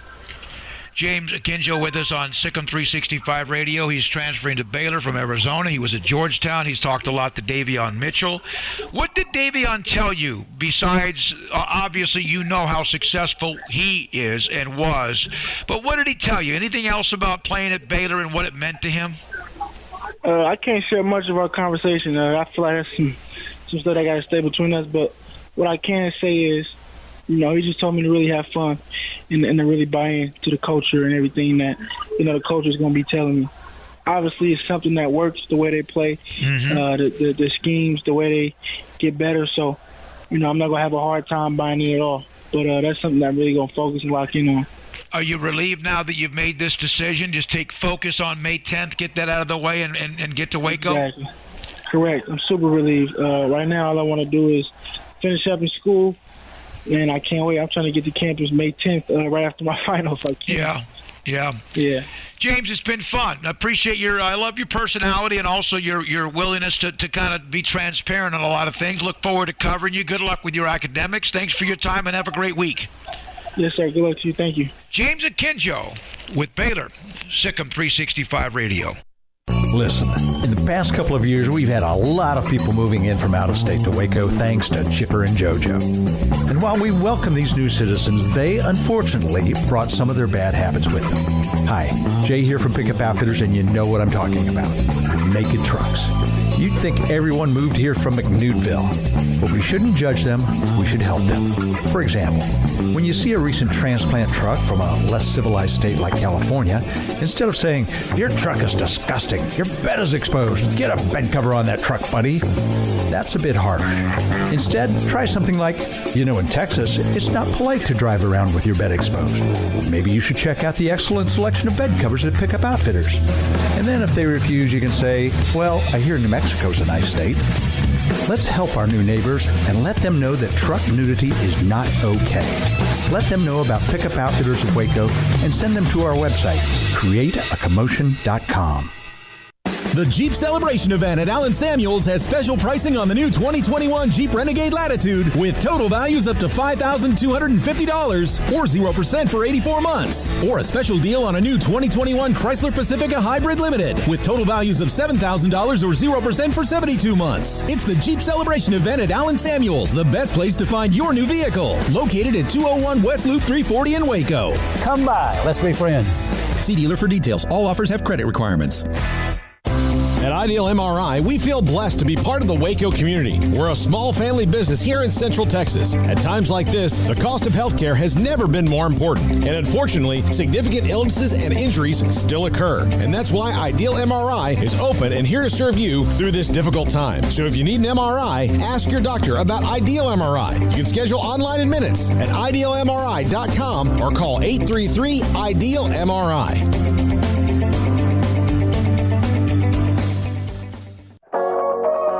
Waco Regional Tennis and Fitness was built to help give you a chance to enjoy elite tennis facilities and also remain fit or reshape your body. Now Waco Regional Tennis and Fitness has gone through its own physical changes. There are 7 large flat screens stretched across the main and improved weight room with Wi-Fi available and their own app to enjoy news, business, weather, or sports channels. The beautiful sound of active treadmills and elliptical machines, group exercise classes throughout each day, a new ballet bar for bar classes, a new look lounge and bar with beer and wine with more large flat screens available. Touchless water fountains outside each spacious men's and women's locker rooms, showers, sauna, and whirlpool. Upgraded PA system throughout the world-class tennis courts and lessons for adults and juniors. I promise you'll look and feel better. You just need to walk through the front door. Also, Waco Regional Tennis and Fitness with personal trainers Christy London and Randall Corley. 40-plus group exercise classes, including twice-a-week boot camp. So start today, not tomorrow, at Waco Regional Tennis and Fitness on Lakeshore Drive in Waco.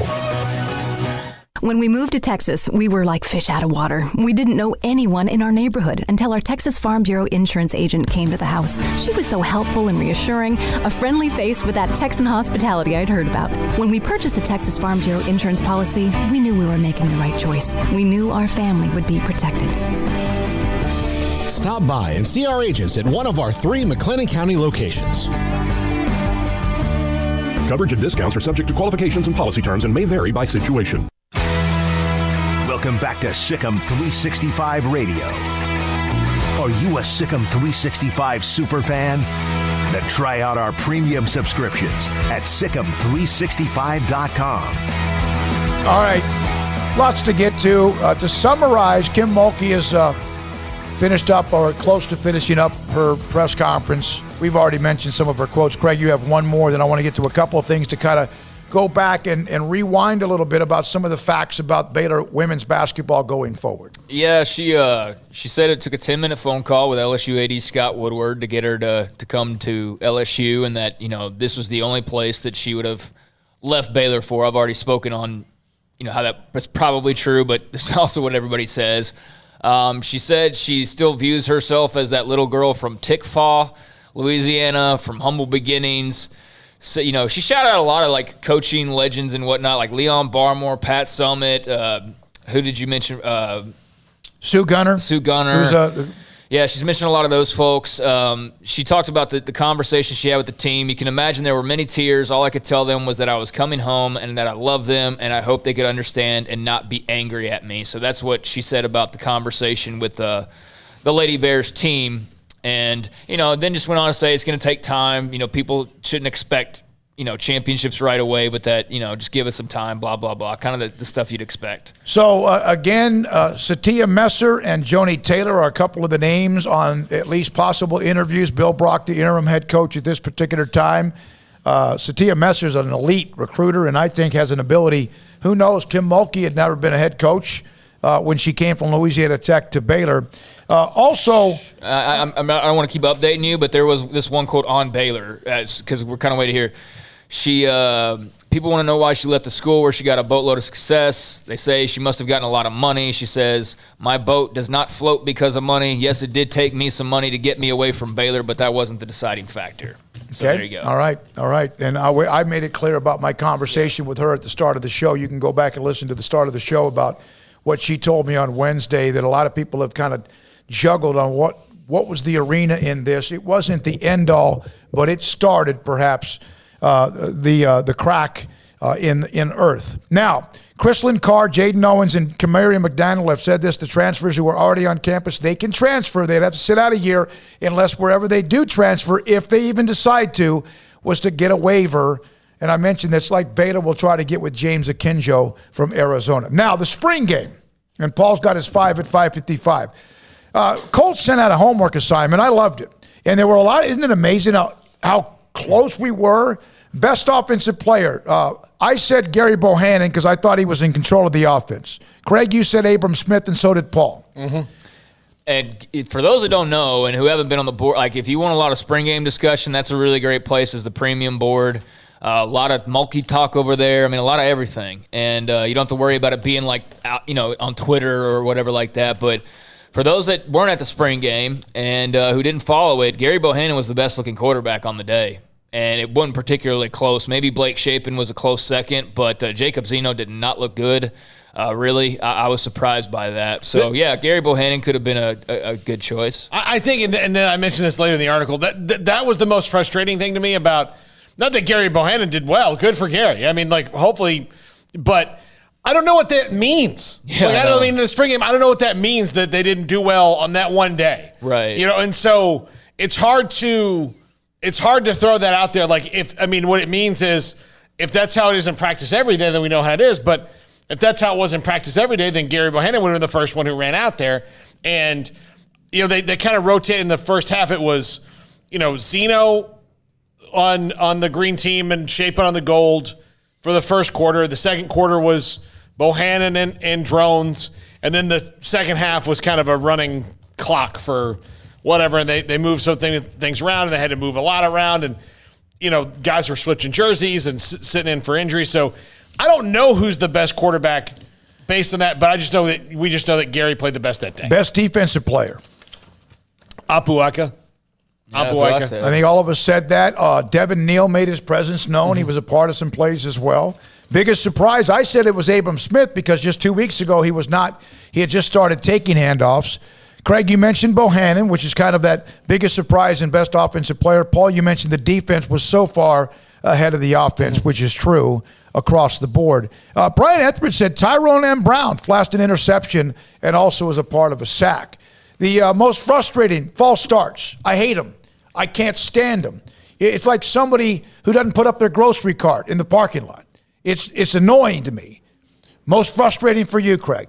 I don't even remember what I put. Craig, you said a bit more production out of the offense, but I'm not overly concerned. Paul mentioned uneven day for the quarterback. Yeah, I was just hoping to see a bit more of a back and forth. There wasn't much of that. It was pretty much the defense dominating, and then the offense would get like a run from Ebner or a run from Abram Smith, but there just wasn't complete drives, and that's what's funny about the spring game is that it's going to cause everybody to go, oh my God, our defense is awesome. Oh my God, our offense sucks. Well, it's somewhere in the middle. I think the defense is awesome. I think they're also, going against an offense that's a work in progress, and so the offense isn't going to look great. But I was just hoping to see more of what I saw the week prior when they kind of strung some drives together and the quarterbacks were clicking a little bit more, but that wasn't the case on Saturday. And look, the one thing I watched the most of was the offensive line, and it looked like they were getting knocked around. Now, I don't think they had a banner day or anything like that, but they didn't look lost anymore. No. And that was a big thing for me. Now, granted, are the five guys that were with the number ones really the five number ones, or we see 2 or 3 number ones and a couple number twos? I don't know. We'll see.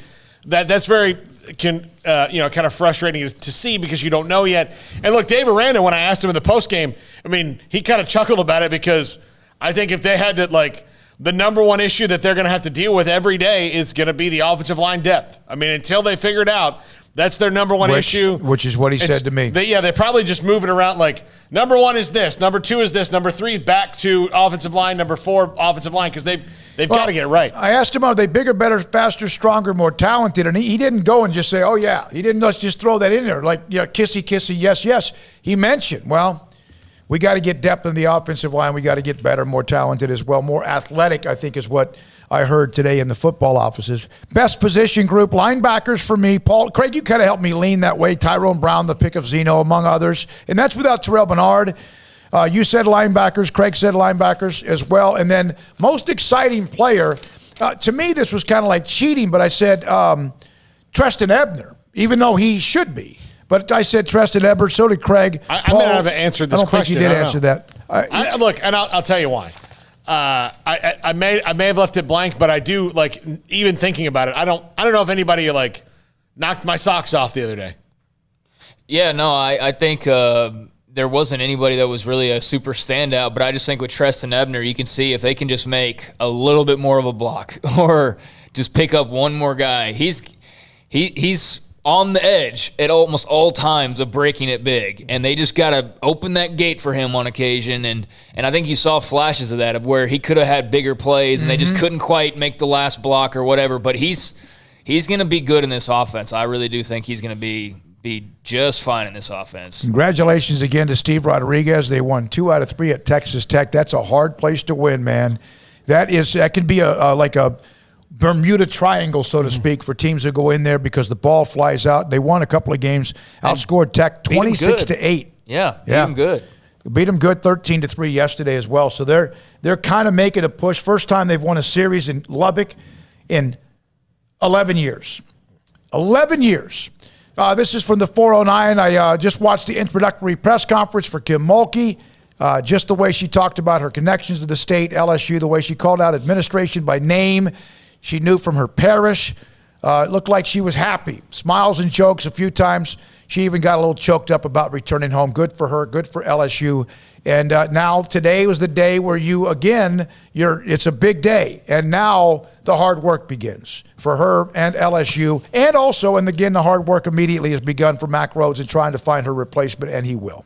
Yeah, I keep going back to the same word of this whole ordeal. It's unfortunate, but I am thinking of all the tried and true Lady Bears fans out there who are probably having a tough couple of days. I mentioned earlier, don't let anybody tell you that you can't be upset about it or anything like that. A lot of people paid a lot of money, spent a lot of time to cover or travel with or be around and watch this program, and it's a tough day for those people. So just kind of keep that in mind. It may not be your thing, but it is for some people, and it was a big thing for a lot of people for a very long time.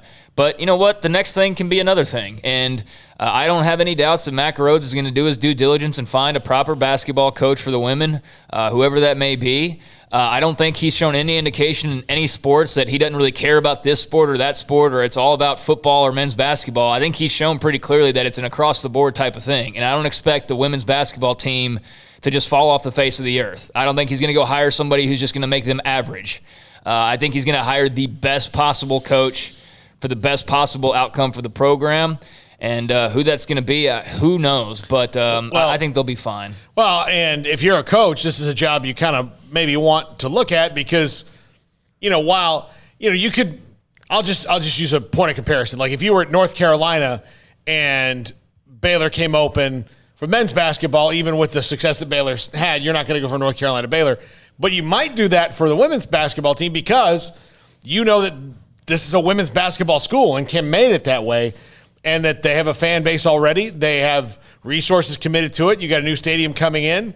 So you know that school is going to care about women's basketball. It's where, every other school hasn't shown the same type of commitment. Well, unless they're interviewing Gino Auriemma, Dawn Staley, and re-interviewing Kim Mulkey, I think every candidate that would walk into that program and hear how the women's basketball program will be treated would be more than happy to have that kind of support. Go listen to the end of the Nina Davis Exactly. interview. So I think that there's like a category of 3 or 4 schools that could even compare. And so I think anybody that interviews pretty much going to be like, okay, this is enticing. And second highest salary. Yeah. Highest assistant coaching staff, and I think the largest budget among all schools for women's basketball. Not enough. Not enough. But we got to. I know we got to go. But now I lost my thoughts, so never mind. Oh, I understand. Well, I'm sorry about that. Paul's time for 5 at 5:55. This is Paul Catalina's Top 5 at 5:55.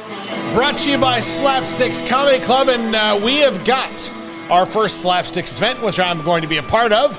Saturday night, 7 to 9 o'clock, we are going to be, Slapsticks is not open yet. It's still, they're putting in the plumbing right now. So obviously, can't have a building without plumbing. But we're going to be at Rogue Media, which is right down the street. It's right next to Waco Escape Rooms on Washington.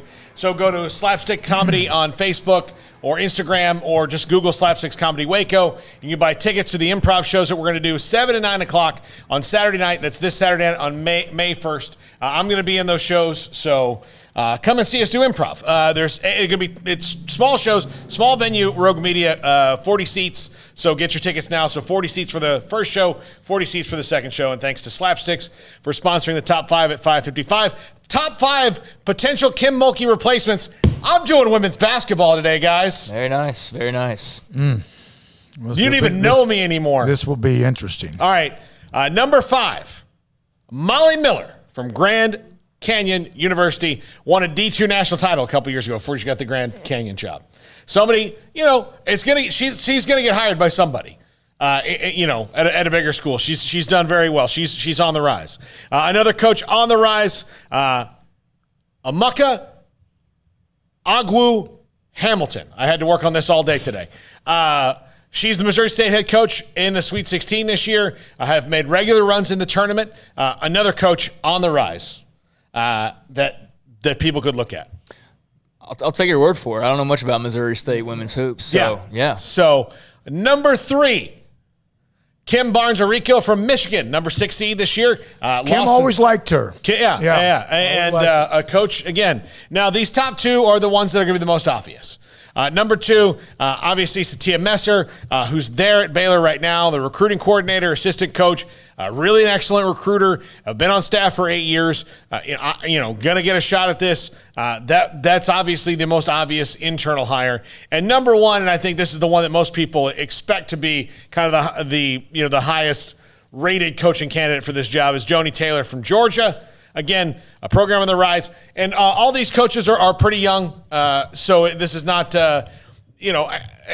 all women, all on the rise, all upcoming, all could use a boost in their support for their sport. And Baylor's certainly a school that does that. So that's why I picked these 5. And believe me, I did copious amounts of research on this. All right, yeah. You didn't say Adia Barnes. Yeah, from Arizona. That's the one a lot of people like. But I think she's untouchable because she's at her alma mater, and that would be interesting. She just got, I think, a boost in her deal. So I can't believe. And they have a lot coming back, too. Count me on, and this is entirely sarcastic, Karen Aston to Baylor. Let's go. Yeah, that was an interesting thread. But, that was a name that immediately crossed my mind. I was like, how funny would that be? But then I know Lady Bears fans would not find it funny at all. But, I think all those make sense. I'm sure there's some that, if you're Mac, you at least call Adia Barnes and try to see if she's got any interest, although it sounds like it would be really, really tough. But, and then there's probably a couple that we have no idea about as well. Yeah, so we'll see. Matt Rule. By the way, the Mac Roach segment with us 4:20 tomorrow, and he'll join us then. Thanks to Nina Davis, former Baylor All-American. Her comments were very interesting, and hopefully you have a chance to watch it, listen to it. Dave Aranda from Today, that's on in the premium section, also on Twitter. We'll have JJ Joe tomorrow. We were expecting him today, but a lot of things going on, and he was gracious enough to do tomorrow. Siaki Ika, Baylor nose tackle, Mike Scarborough, TigerBait.com, James Akinjo, and also tennis coach Michael Woodson as well. Paul Catalina, Craig Smoak for Armstrong Sims, and all of you, our great sponsors, and everybody that watches us on all the various media outlets that text us and parts of the chats and everything. We really do appreciate you. Back at it tomorrow. Sic'em. I'm David Smoak, SicEm365 Radio.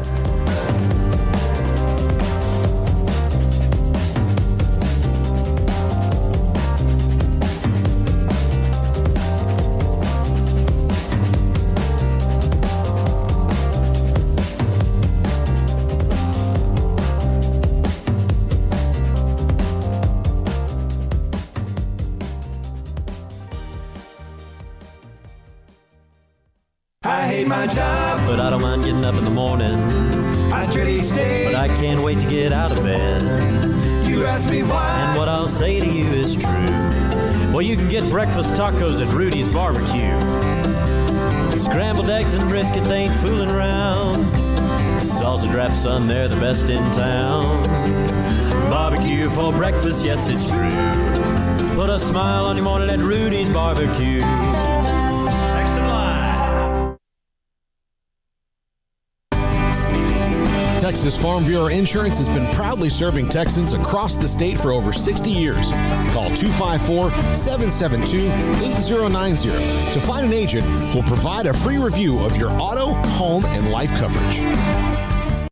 Boozers is the wedding ring store and more. If you're ready to get engaged or already married and want to upgrade your wife's ring for a special anniversary, Boozers is the place to go. With the largest selection of premier quality diamond engagement rings and wedding rings in Central Texas. They have 7 cases with over 300 styles of rings from top designers like Natalie Kay. Choose from yellow, white, or rose gold, plus beautiful top quality loose diamonds. With an in-house jewelry, they can also custom make anything you want. Bring in a picture or drawing and let Boozers create your one-of-a-kind pendant or ring. They can even use some of your old gold and diamond jewelry to create something new. At Boozers, you'll find a great selection of quality timepieces, and Boozers is the place for expert watch maintenance and repairs too. They specialize in expert Rolex watch repair for fine jewelry, watches, custom work, and more. Go to Boozers on Valley Mills and Lake Air Drive in Waco. Boozers, the wedding ring store and more. Ideal MRI is a small family business right here in Central Texas. We're open to support you while lowering the cost of healthcare bills. When you need an MRI, ask your doctor for an Ideal MRI. Visit us at idealmri.com or call us at 833-IDEAL-MRI.